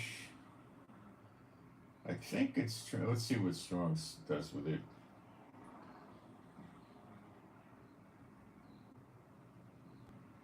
No. It means prostrate. It means, so he's saying, which did prostrate. Wait. Let me check the other word. Wait. No, It's saying which did prostrate the nations. In other words, made them kneel down to him. You got it? For thou hast said in thy heart, I will ascend into heaven, will exalt my throne above the stars of God. I will sit also upon the mount of the congregation in the sides of the north. I will ascend above the heights of the clouds. I will be like the Most High. Yeah, right. Yet thou shalt be brought down to hell. Now that's word in the Hebrew is probably Sheol. To the sides of the pit. So now he's in the pit. So we're going right from the daughter of Babylon in Isaiah 13 to Satan in the pit. See, this is where it's tough. So in the day of vengeance, is that the great day of the Lord too? See, I'm working on this. I'm not there yet. But it's real interesting, right? Satan's in the pit, and we just finished reading about the daughter of Babylon. It needs more work. I'm not done yet. They that see thee shall narrowly look upon thee and consider thee, saying, is this the man that made the earth to tremble, that did shake kingdoms?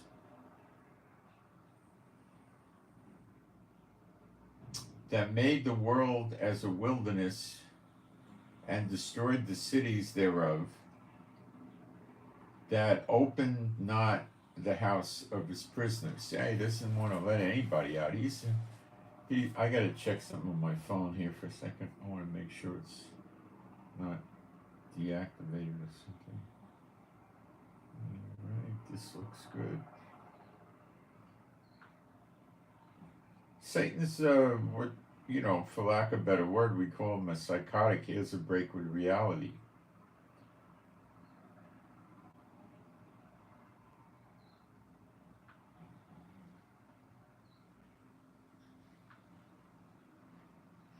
I imagine the ones that follow them also share this, but they might not be as nuts as him, but they don't know what else to do. All the kings of the nations, even all of them, lie in glory, every one in his own house.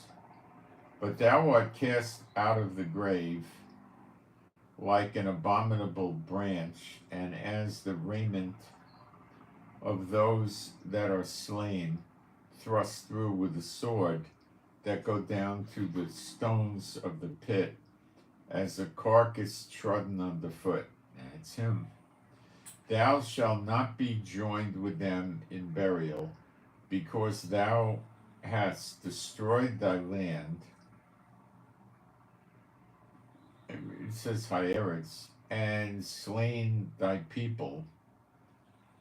The seed of evildoers shall never be renowned. Prepare slaughter for his children, for the iniquity of their fathers, that they do not rise, nor possess the land, nor fill the face of the world with cities. For I will rise up against them, saith Jehovah of hosts, and cut off from Babylon the name and remnant and son and nephew, saith Jehovah. All of them are gone. No root, no seeds, nothing left. I will also make it a possession for the bittern and pools of water, and I will sweep it with the besom of destruction, saith Jehovah of hosts. What's the word besom mean anyway? Broom. Oh, it's like a broom. Jehovah of hosts hath sworn, saying, surely as I have thought, so shall it come to pass, and as I have possessed, so shall it stand, that I will break the Assyrian in my land, and upon my mountains tread them underfoot. Then shall his yoke depart from off them,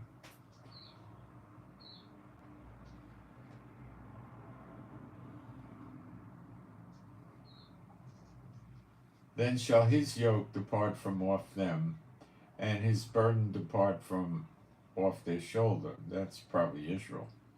This is the purpose that is purposed upon the whole earth, and this is the hand that is stretched out upon all the nations. For Jehovah of hosts hath purposed, and who shall disannul it? And his hand is stretched out, and who shall turn it back? In the year that King Ahaz died was this burden. Listen to this. Rejoice not thou whole Palestine, because the rod of him that smote thee is broke. For out of the serpent's root shall come forth a cockatrice, and his fruit shall be a fierce flying serpent. So he's telling the Palestinians they're going kaput. You got it? And the firstborn of the poor shall feed, and the needy shall lie down in safety. And I will kill thy root with famine, and he shall slay the remnant of the bad ones. Palestina, possibly referring to. Howl, O gate, cry, O city, thou whole Palestina art dissolved. What an interesting word. Melted?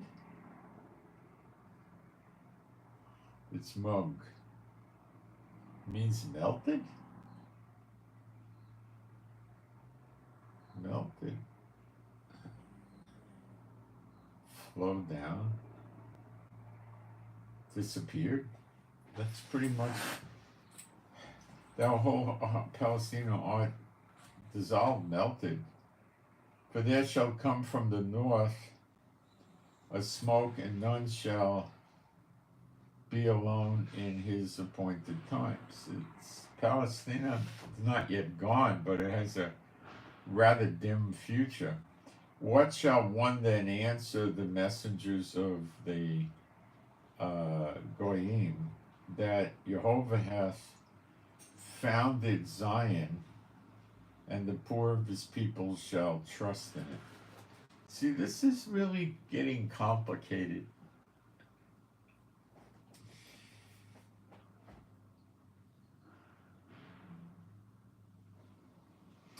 So we're back to, I think, the year of recompenses might overlap year of redemption. They might overlap, but maybe not. It's so hard to put this together. It might be that. See, it's so hard.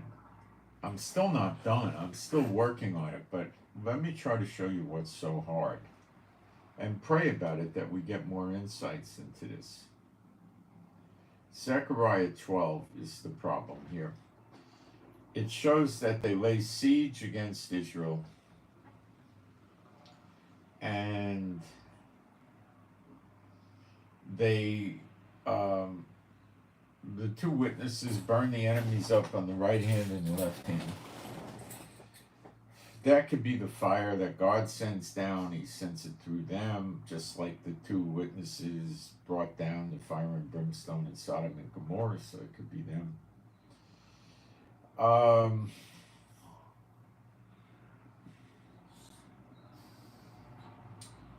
And he pours the Spirit out on the people, and they look upon him, and then they fight like the angel of the Lord, and the feeble fight like King David, and then they mourn. And I don't see anything in here about the nations being destroyed, the daughter of Babylon going down. I don't see the beast. I don't see the false prophet. I don't see the abomination, desolation.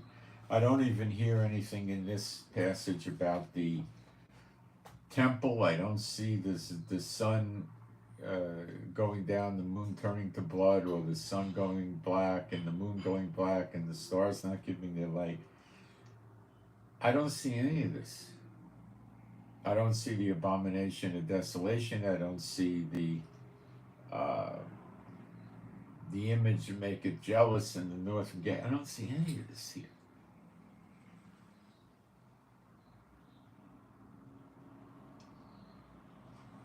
So it doesn't look like it's the same event. It looks like it's a preceding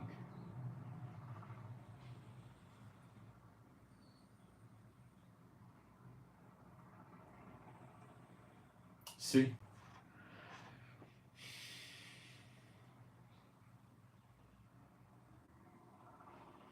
But I'm super careful not to make mistakes, so I'm going slow on this one, I tell you that right now. Let's go to Joel. Wait, maybe I'm skipping something here. Hold on.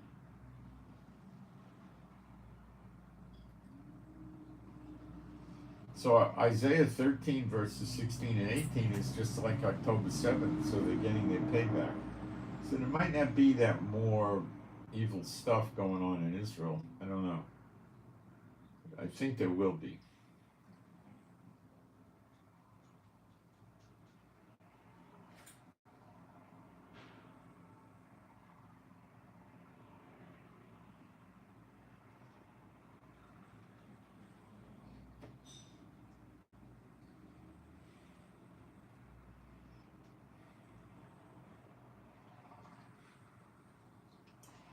See, Isaiah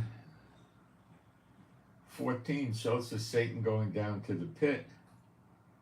And this happens when Yeshua returns. He's cast into the pit. Revelation 20.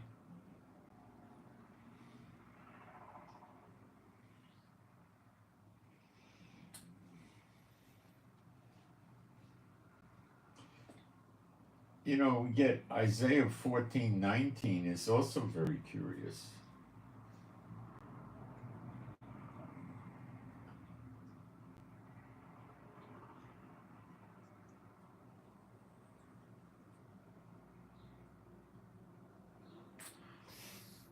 But thou wert cast out of the grave like an abominable branch, and as the raiment of those that are slain thrust through with the sword that go down to the stones of the pit, as a carcass treaded under feet.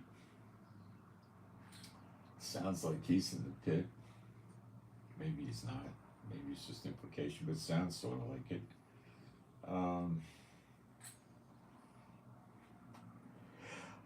Maybe it goes later. It sounds like he's in the pit.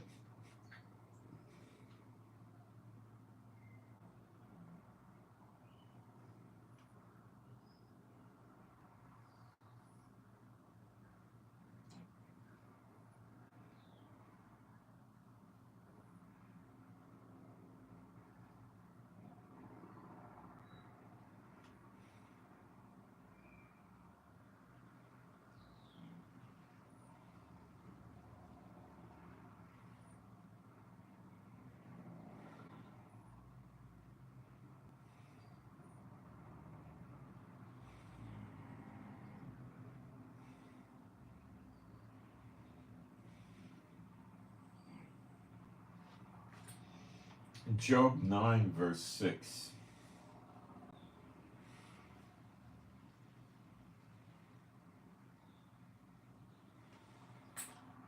Which shaketh the earth out of her place, and the pillars thereof tremble. Which commandeth the sun, and it riseth not, and sealeth up the stars. Which alone spreadeth out the heavens, and treadeth upon the waves of the sea.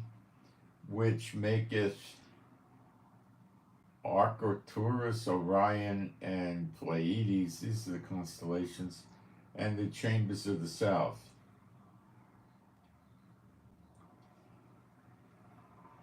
Oh, it's interesting that he talked about it.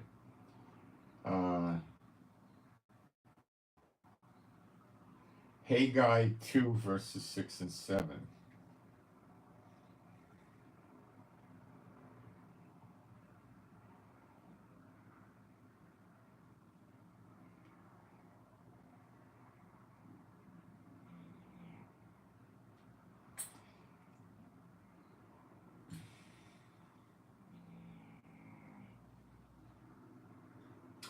For thus saith Jehovah of armies, yet once it is a little while, and I will shake heavens and the earth and the sea and the dry land, and I will shake all heathens, and the desire of all nations shall come. And I will fill this house with glory, saith Jehovah of armies. It's all interesting, huh? So,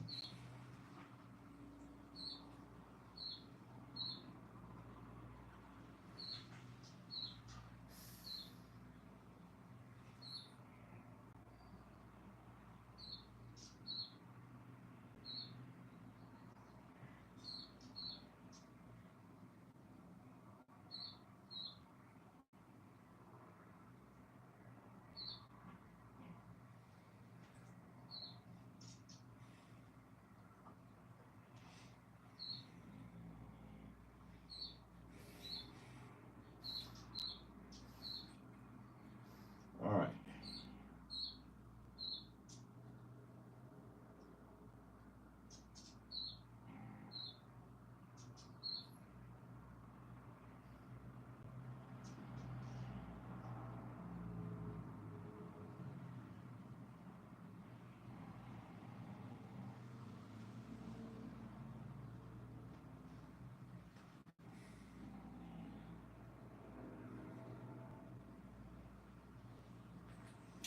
Isaiah 4, verse 5 and 6.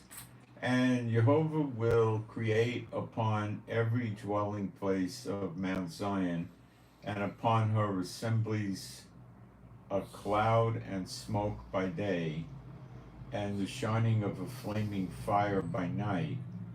For upon all the glory shall be a defense, and there shall be a tabernacle for a shadow in the daytime from the heat, and for a place of refuge, and for a covert or a cover from storm and from rain.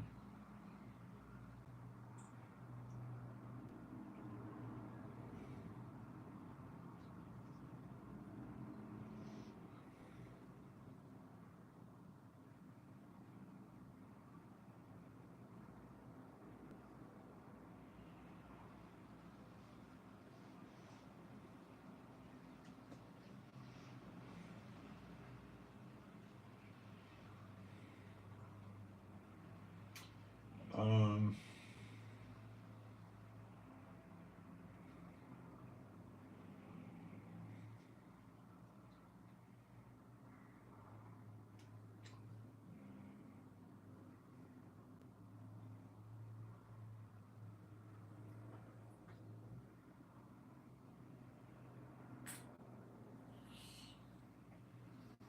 See, in Isaiah 34:10 it says, "It shall not be quenched night nor day, the smoke thereof shall go up forever. From generation to generation it shall be waste, none shall pass through there forever and ever."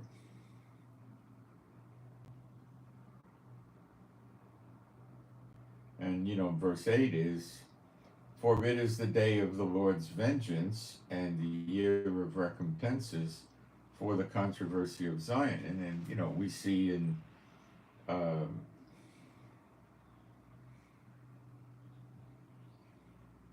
day of the Lord's vengeance,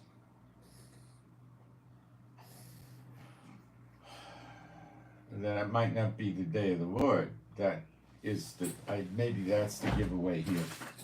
The day of vengeance is not the day of the Lord, but then again, it probably is. It's very thick. I'm not done working this through yet. 1 Thessalonians 5:2 and 3.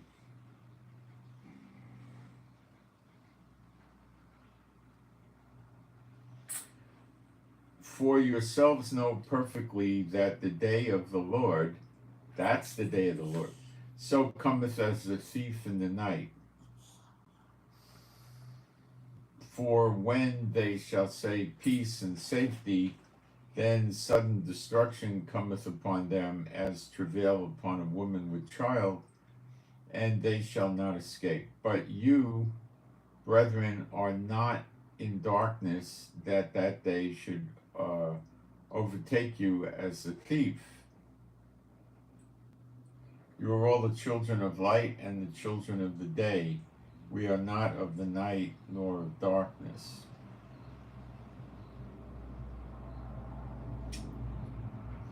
Second Peter 3:10.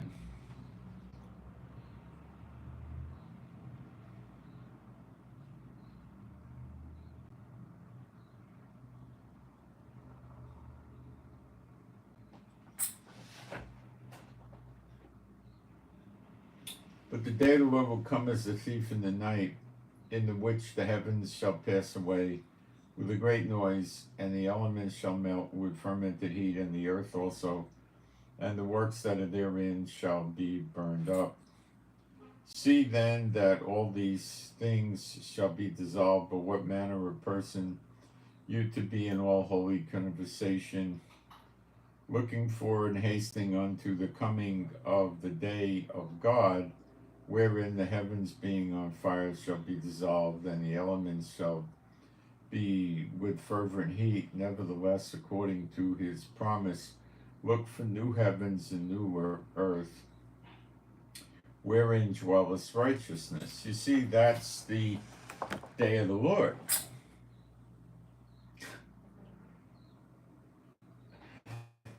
Let me go for a break fast, and I'm going to pray about getting something. Oh, this is thick, isn't it? So we're trying to find out if the nations in daughter of Babylon, do they get destroyed at the same day that Israel has the falling away?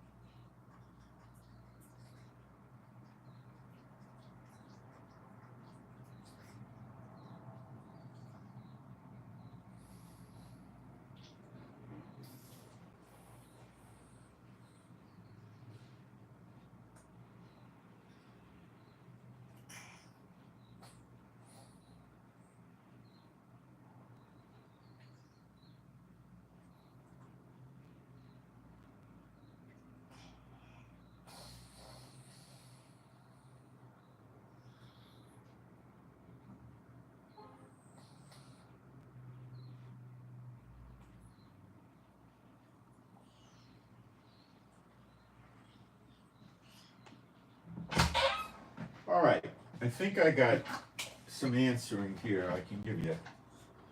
Based on Isaiah 34:8, the day of vengeance, it's confusing because we see the destruction of the daughter of Babylon. Let's go there.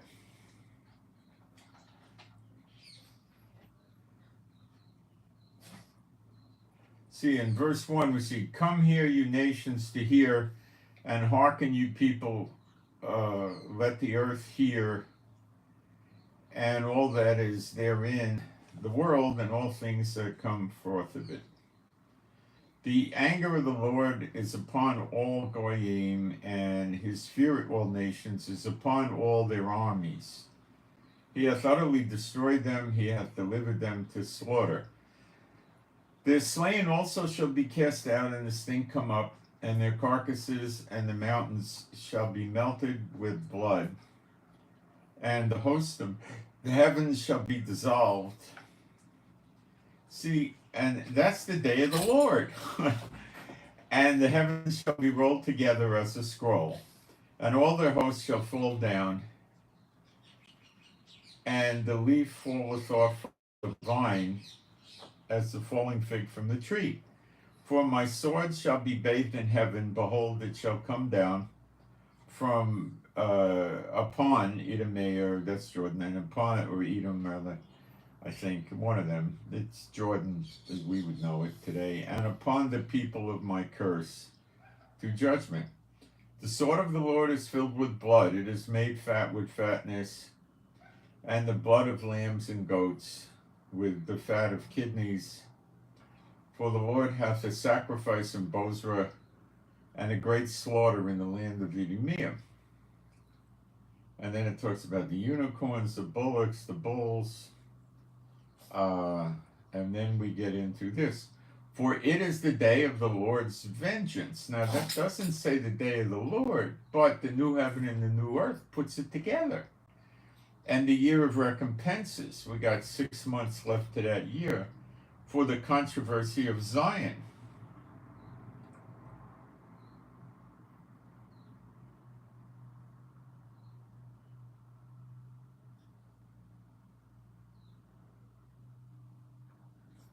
It's mostly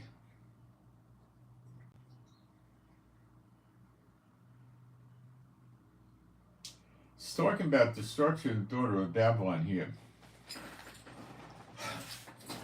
So the day of vengeance is in the year of recompenses, but it may not be the great day of the Lord.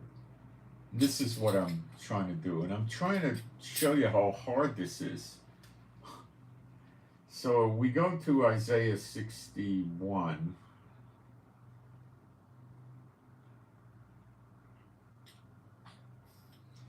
The Spirit of the Lord of Adonai Jehovah is upon me, because Jehovah hath anointed me to preach good tidings unto the meek. He hath sent me to bind up the brokenhearted, and to proclaim liberty to the captives, and the opening of the prison to them that are bound, to proclaim the acceptable year of the Lord, and the day of vengeance.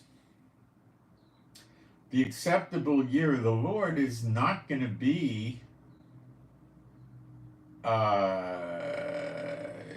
would it be the year of recompenses? See, it's tied together here.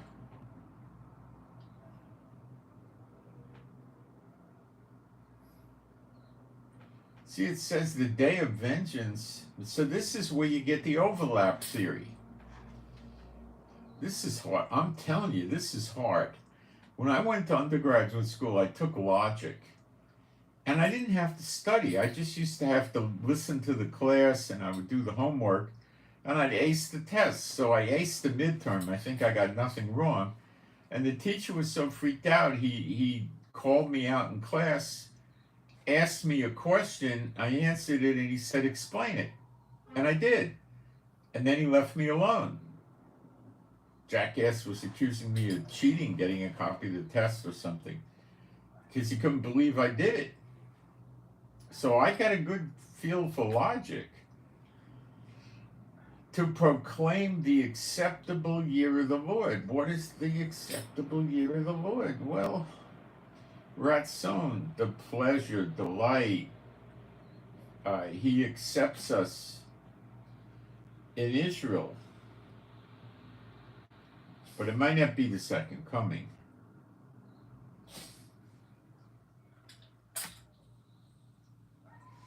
That would be redemption, which could very well be a Jubilee year.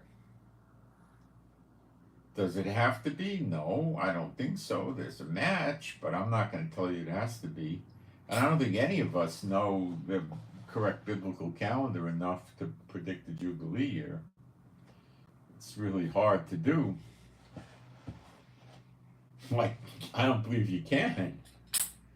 To proclaim the acceptable year of the Lord and the day of vengeance. So it says Shana Yehovah, that's year of Jehovah. And then it says Yom Nacham, which is vengeance. So it says, where did it go? I lost it.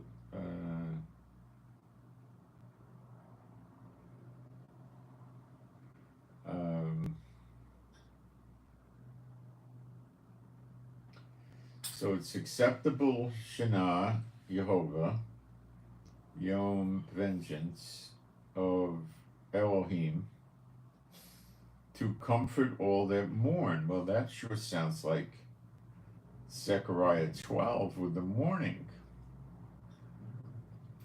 I got to be super careful not to make a mistake. So I'm going real slow.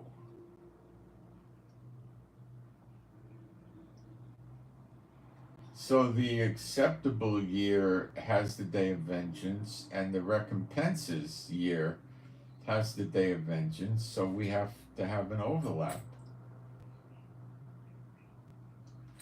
I don't have another answer for you. We see this again in 63, I think. Isaiah 63, we'll go over there.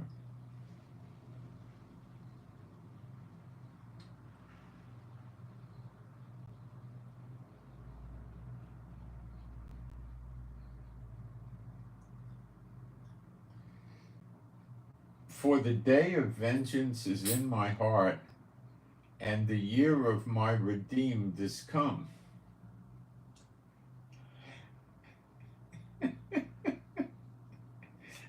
This is so hard, but I think we're getting there. Okay, it says for, what's the word they're using for key, because or that, Yom, the vengeance word Nakam. So it's saying Yom, day vengeance, and then the word for heart is Lev. It doesn't say in my heart, it just says Yom vengeance, Lev, heart. So it imply in English it's my heart, in my heart. And then, and the year, that's not in there. It says Shana, which is year. And then it has the word for Gaal.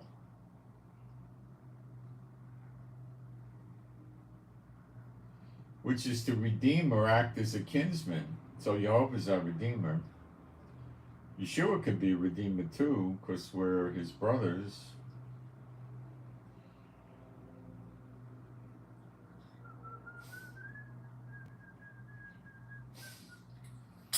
See, I'm trying to put together sequentially things that the church world doesn't even know exists, let alone how to sequence them. The day of vengeance, so the day of vengeance is in everything. But the year of my redeemed is redemption.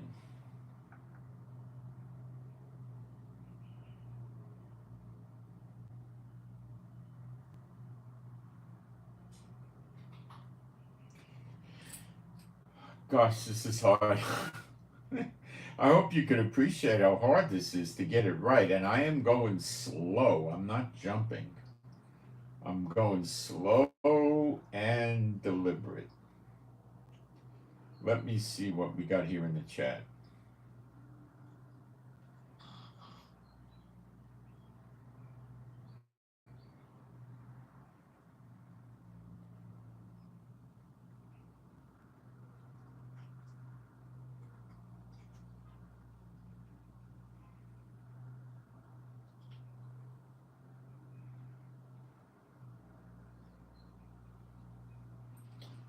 Well, if I haven't comped things enough for you, let's go to Jeremiah 30. See, what I'm doing is I'm sharing with you the complexities that I dwell on, and the hope that I have is not just to explain it to you, to get you to teach like I teach and dig the scriptures like I teach. That's what I'm trying to do, so you can teach. What's the point of me being a stuck-up jackass? And that's stupid. The best way is multiplier, get you to teach, and then we do a lot more good, right?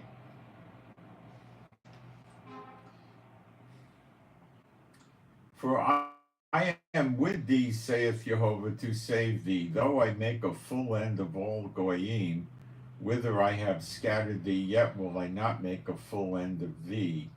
but I will correct thee in measure, and I will not leave thee altogether unpunished.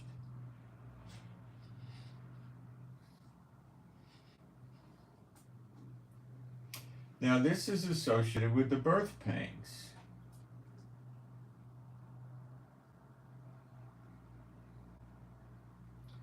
Therefore, fear thou not, O my servant Yaakov, saith the Lord, neither be dismayed, O Israel, for lo, I will save thee from afar, and thy seed from the land of thy captivity, and Yaakov shall return, shall be in rest, and be quiet, and none shall make him afraid. I'm thinking that the Zechariah 12 and the daughter of Babylon are happening in close sync timing with each other, and then comes the second Exodus.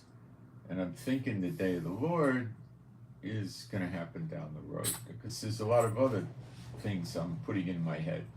The two witnesses prophesying for, what does it say, 60 days, the times in Daniel 9, and things. To get to the great day of the Lord, we have to have a temple, two witnesses, the glory of God of Israel, and then the people have to have time to fall away. How is that going to happen in the next 6 months? I choke on that, especially the time frame. So I don't think it can be. There's too many time frames given to us that we can't just throw out the window. So I don't see how we can make that work.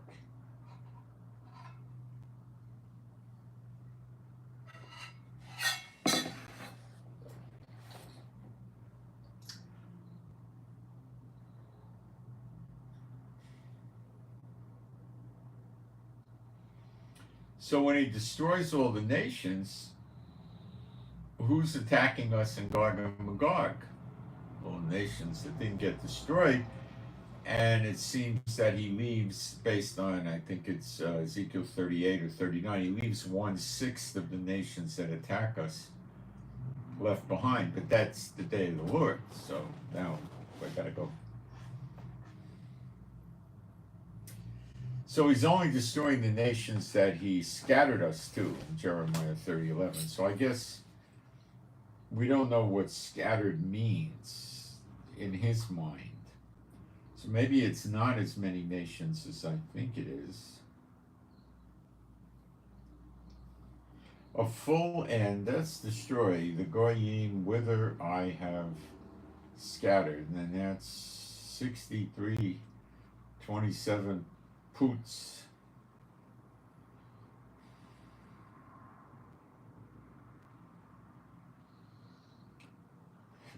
Let's check Strong's for the meaning.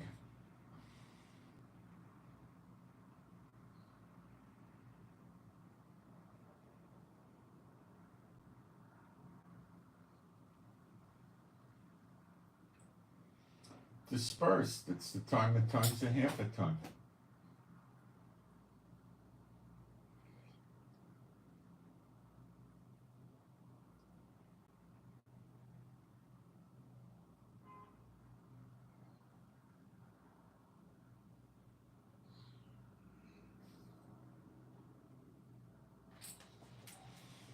Oh, I hope you could appreciate the complexity of this. I think we're focusing on it. I don't want to jump to conclusions. I want to keep going slow. And I inquire of the Lord, and he answers me, but he only gives me so much at a time.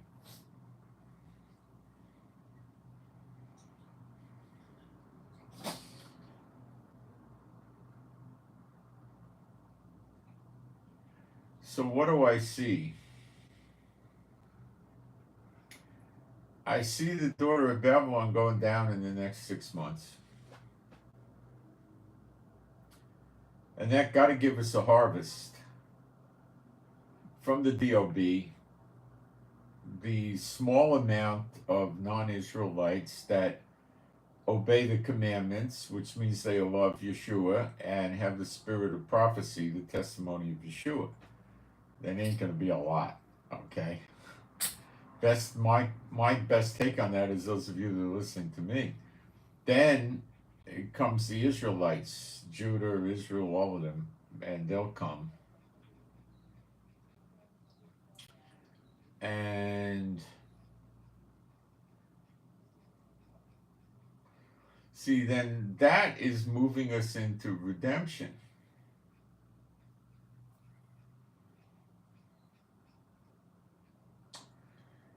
I don't see the falling away happening in the year of redemption. It would be not correct to go down that route, mixing redemption and the great day of the Lord. So I think it comes after. There's other things that I don't care to share that the Lord showed me would happen in my life that would not be consistent with such a short time frame. So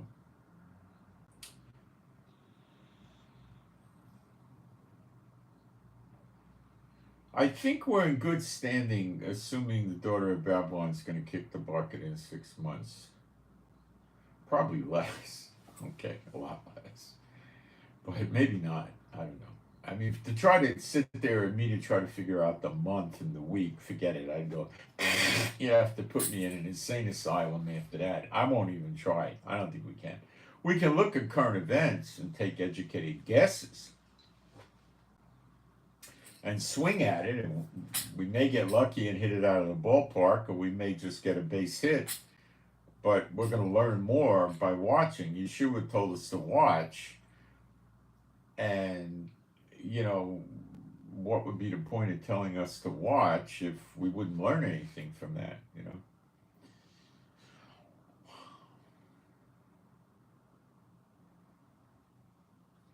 See, the year of recompenses is what he gave me, and I'm sure he gave it to me, and that's my anchor that I'm building on, because without that I would be missing it. Just like the time and times a half a time, if I didn't understand how his captivities, I wouldn't be able to build correctly.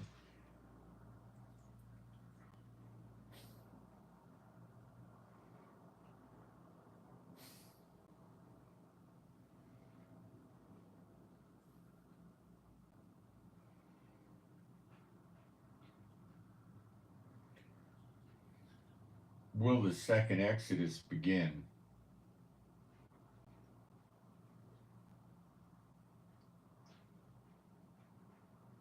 In the year of redemption? I believe so.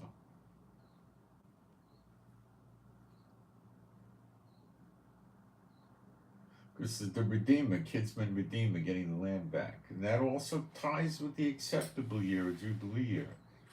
So, I mean, I'm afraid to sit there and tell you, oh, the New Year's going to start around February 13th, and that'll be a Jubilee year. I'm too scared to tell you that. Do I think about it myself? Yeah. Am I committed to that being the truth? No. No. Do I think about it? Yeah, but I don't, So there's plenty of things to pray about, if this is really going to be a Jubilee year. So again, after the daughter of Babylon goes, the whole earth lays at rest.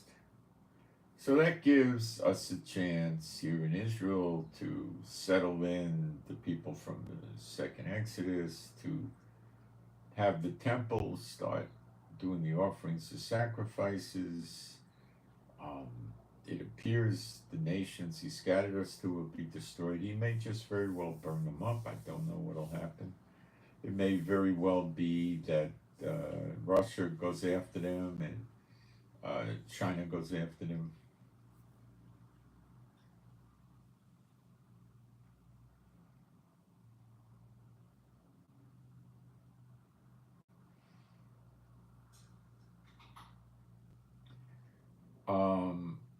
I still think Biden may try with Netanyahu to get us to give the West Bank back.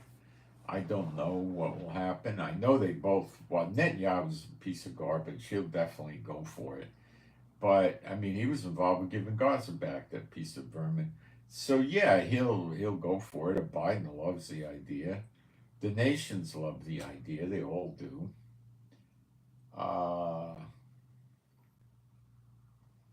Israel hates it.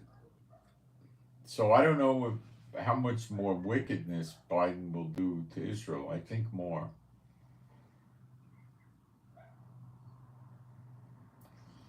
I think he's sucking us in with Lebanon to get the nations infuriated at him and provoke Zechariah 12.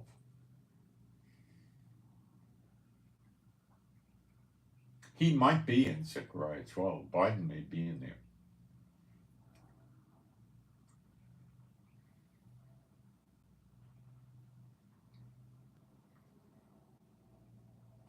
What I'm very, very confident of is that the two witnesses will start working rather quickly. Rather quickly. Would that be a sign of a Jubilee year? Sure. Sure. Would that be a super duper heavy sign of, I don't know if it's the Golden Jubilee, as they like to call it. I don't know that. But, I mean, I tried to start going back and working time to see, Jubilee years, and you can't get anywhere with it. The Lord knows, he could tell us, but that's about it.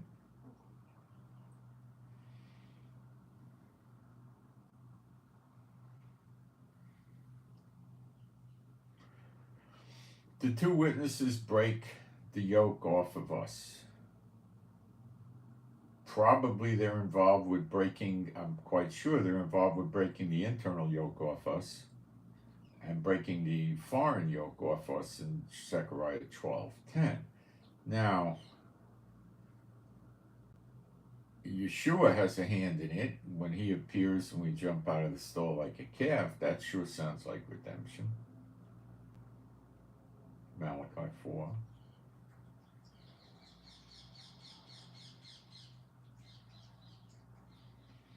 See, not only do you get your land back, but if you're a servant or a bond servant, you get freed and you go back to your family in Jubilee year. So you no longer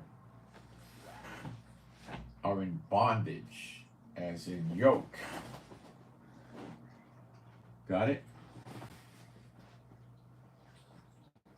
And that's what the two witnesses are going to do.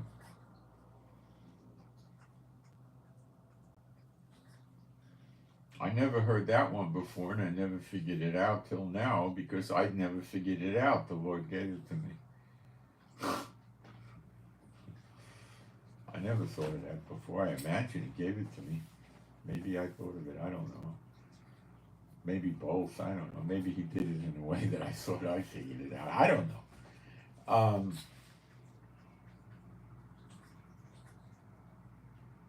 That's a pretty heavy-duty thing, though. Acceptable year, two witnesses, no more bondage, burn the enemies up, the right hand, left hand. That means we're going to get land back, and get rid of the internal yoke. It's really starting to sound like a Jubilee year. What about all this rain we just had? You know what's going to happen starting tomorrow? I think late in the afternoon we're going to get some showers again, and then that's it. Then we're going to get sunshine, and our temperatures are going to start to go right to the mid-60s, even into the 70s in some areas. So I feel the land is saturated all over Israel with water. And my wife knows like maybe 18 times more about this than I do. If you want to ask me questions about subways, basements, rooftops, elevators, I'm a New York City kid. I have all this knowledge, but it has no bearing on the Bible. She's like country girl, so she knows all this about the crops. But from what I could glean from her is when the land is saturated with water, and then the sunshine starts coming out, well, you have the perfect formula for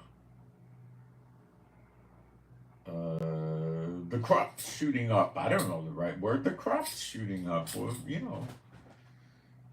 they basically they need good soil, they need water, and they need rain, and then they go, woo, right?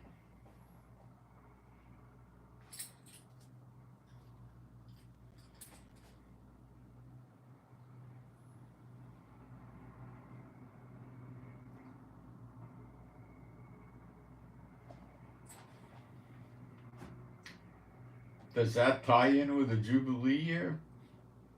It would have to.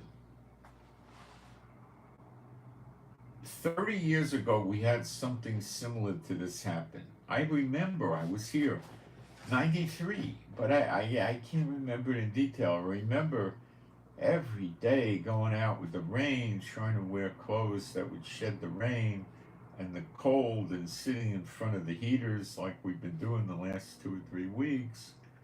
And around mid-February, or maybe third week of February, it stopped.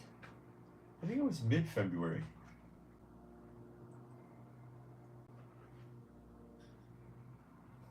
I have a feeling tomorrow we're out of winter.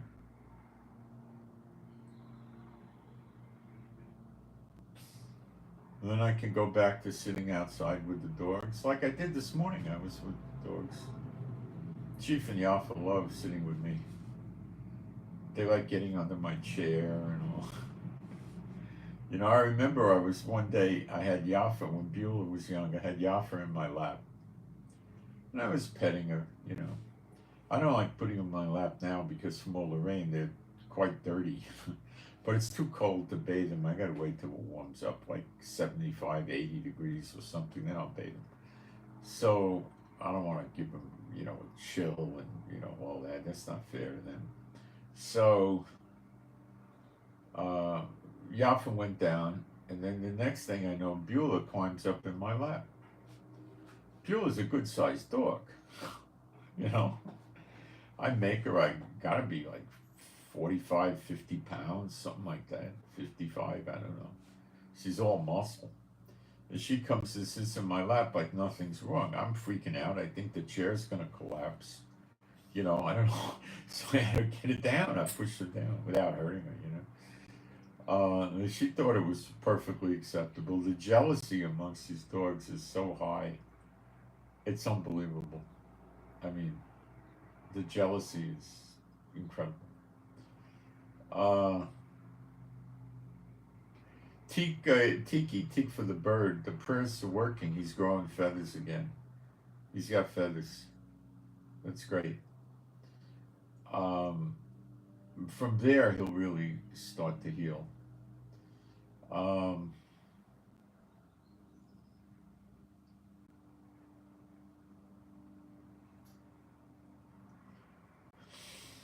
So what to look for in America is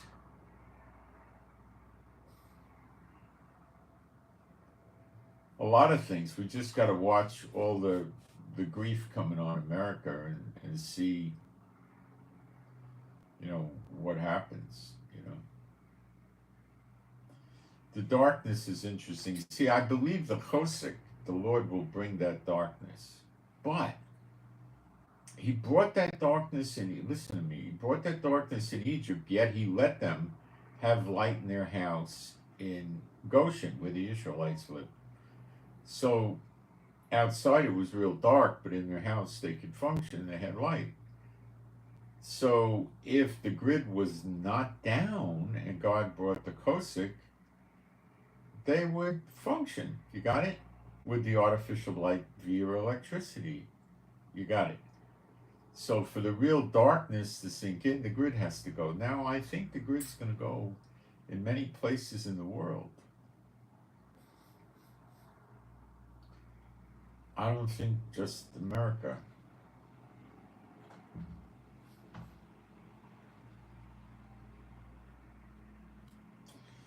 I have to go back and dig for precise scriptures, but I believe the darkness covered the whole earth in Isaiah 60. So it's going to be all over the place. The grid's going to be gone. Can this account for the Roman era weapons in the battle of Gog and Magog? Maybe, I don't know. Yeah, it looks good.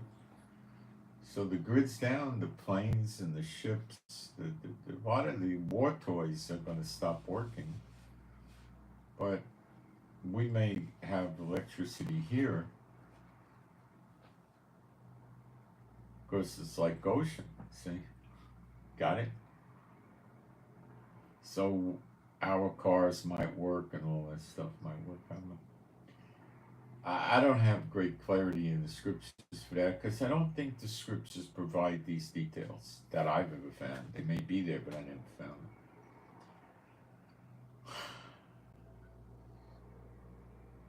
I think we made some progress today. We haven't completed everything.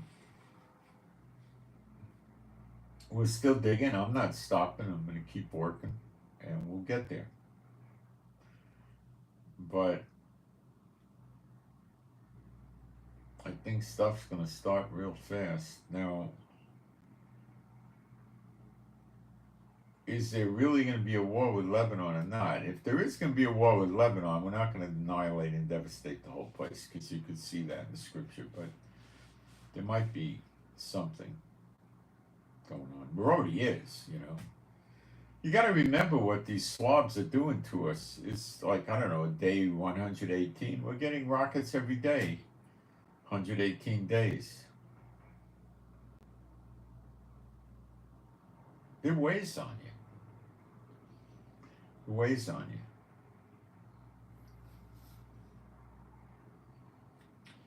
So we got great evidence that Biden and Netanyahu cooked up October 7th from the scriptures, and it's going to happen in America. It's important to remember the church is not of us. They have a different Jesus, a different gospel, and an unclean spirit, not the Ruach HaKodesh. So don't expect them, to get it, because they're not going to. And God's not pleased with them, with their doctrines, what they preach and tout around the world. They're not going to get it.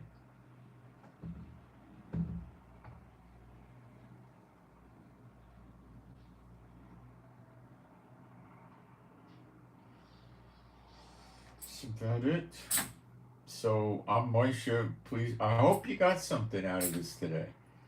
I'm not just teaching, I'm trying to teach you to teach, fishers and hunters. Who's the fishers and hunters if it's not you? Tell me, who is it?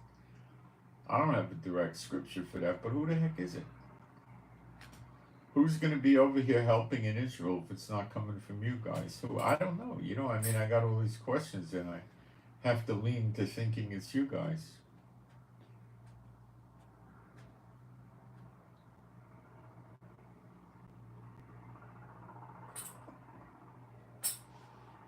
Maybe you're some sort of first fruits. It's hard. It's challenging, it's hard, it's stimulating, and when you get there, you feel really good, So,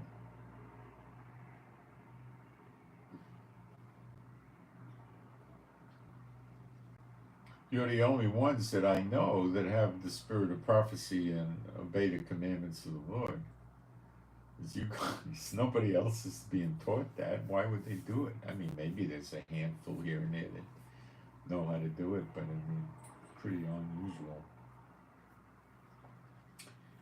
So we might have John teaching us the seven thunders pretty soon. That'll be a kick in the head. I wonder what that'll open up for us. I spent a lot of time thinking about how that could really give us so many pieces to the puzzle. So many. And Daniel opened up too. It's got a lot of opening yet to do. And that could be a lot of pieces of the puzzle.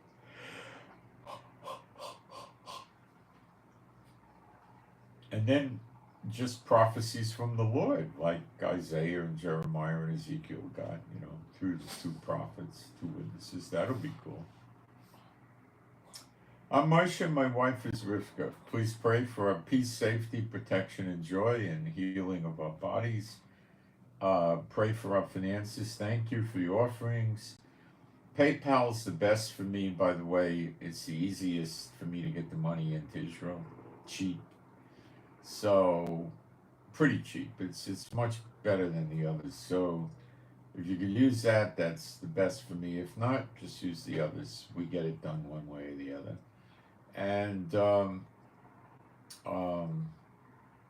pray for the peace of Jerusalem and pray for me to get more insights in putting the prophecy together. It's coming together. I think we got a really good grip, but I think I'm also afraid to say, oh, we got it now. I'm, very, very nervous about making mistakes right now. So pray I get more confidence. I'm nervous. I want to make sure everything is really down before I move forward, But I'm getting higher and higher. Well, getting more and more favorable on this Jubilee year starting around the 13th of February. But I can't say for sure. I probably won't until it happens. How can I say for sure? I don't have what to go with to say for sure, so what else can I do at this point? I need more help from the Lord on this. So pray for the animals and pets to be happy, healthy, and whole, and pray for better videos, more insights, and I hope you got something out of this. I really do. And got a bad dog out there. It's provoking other dogs. Dogs will be dogs. Okay. So I send my shalom to all those who love Yeshua HaMashiach. And I'm out.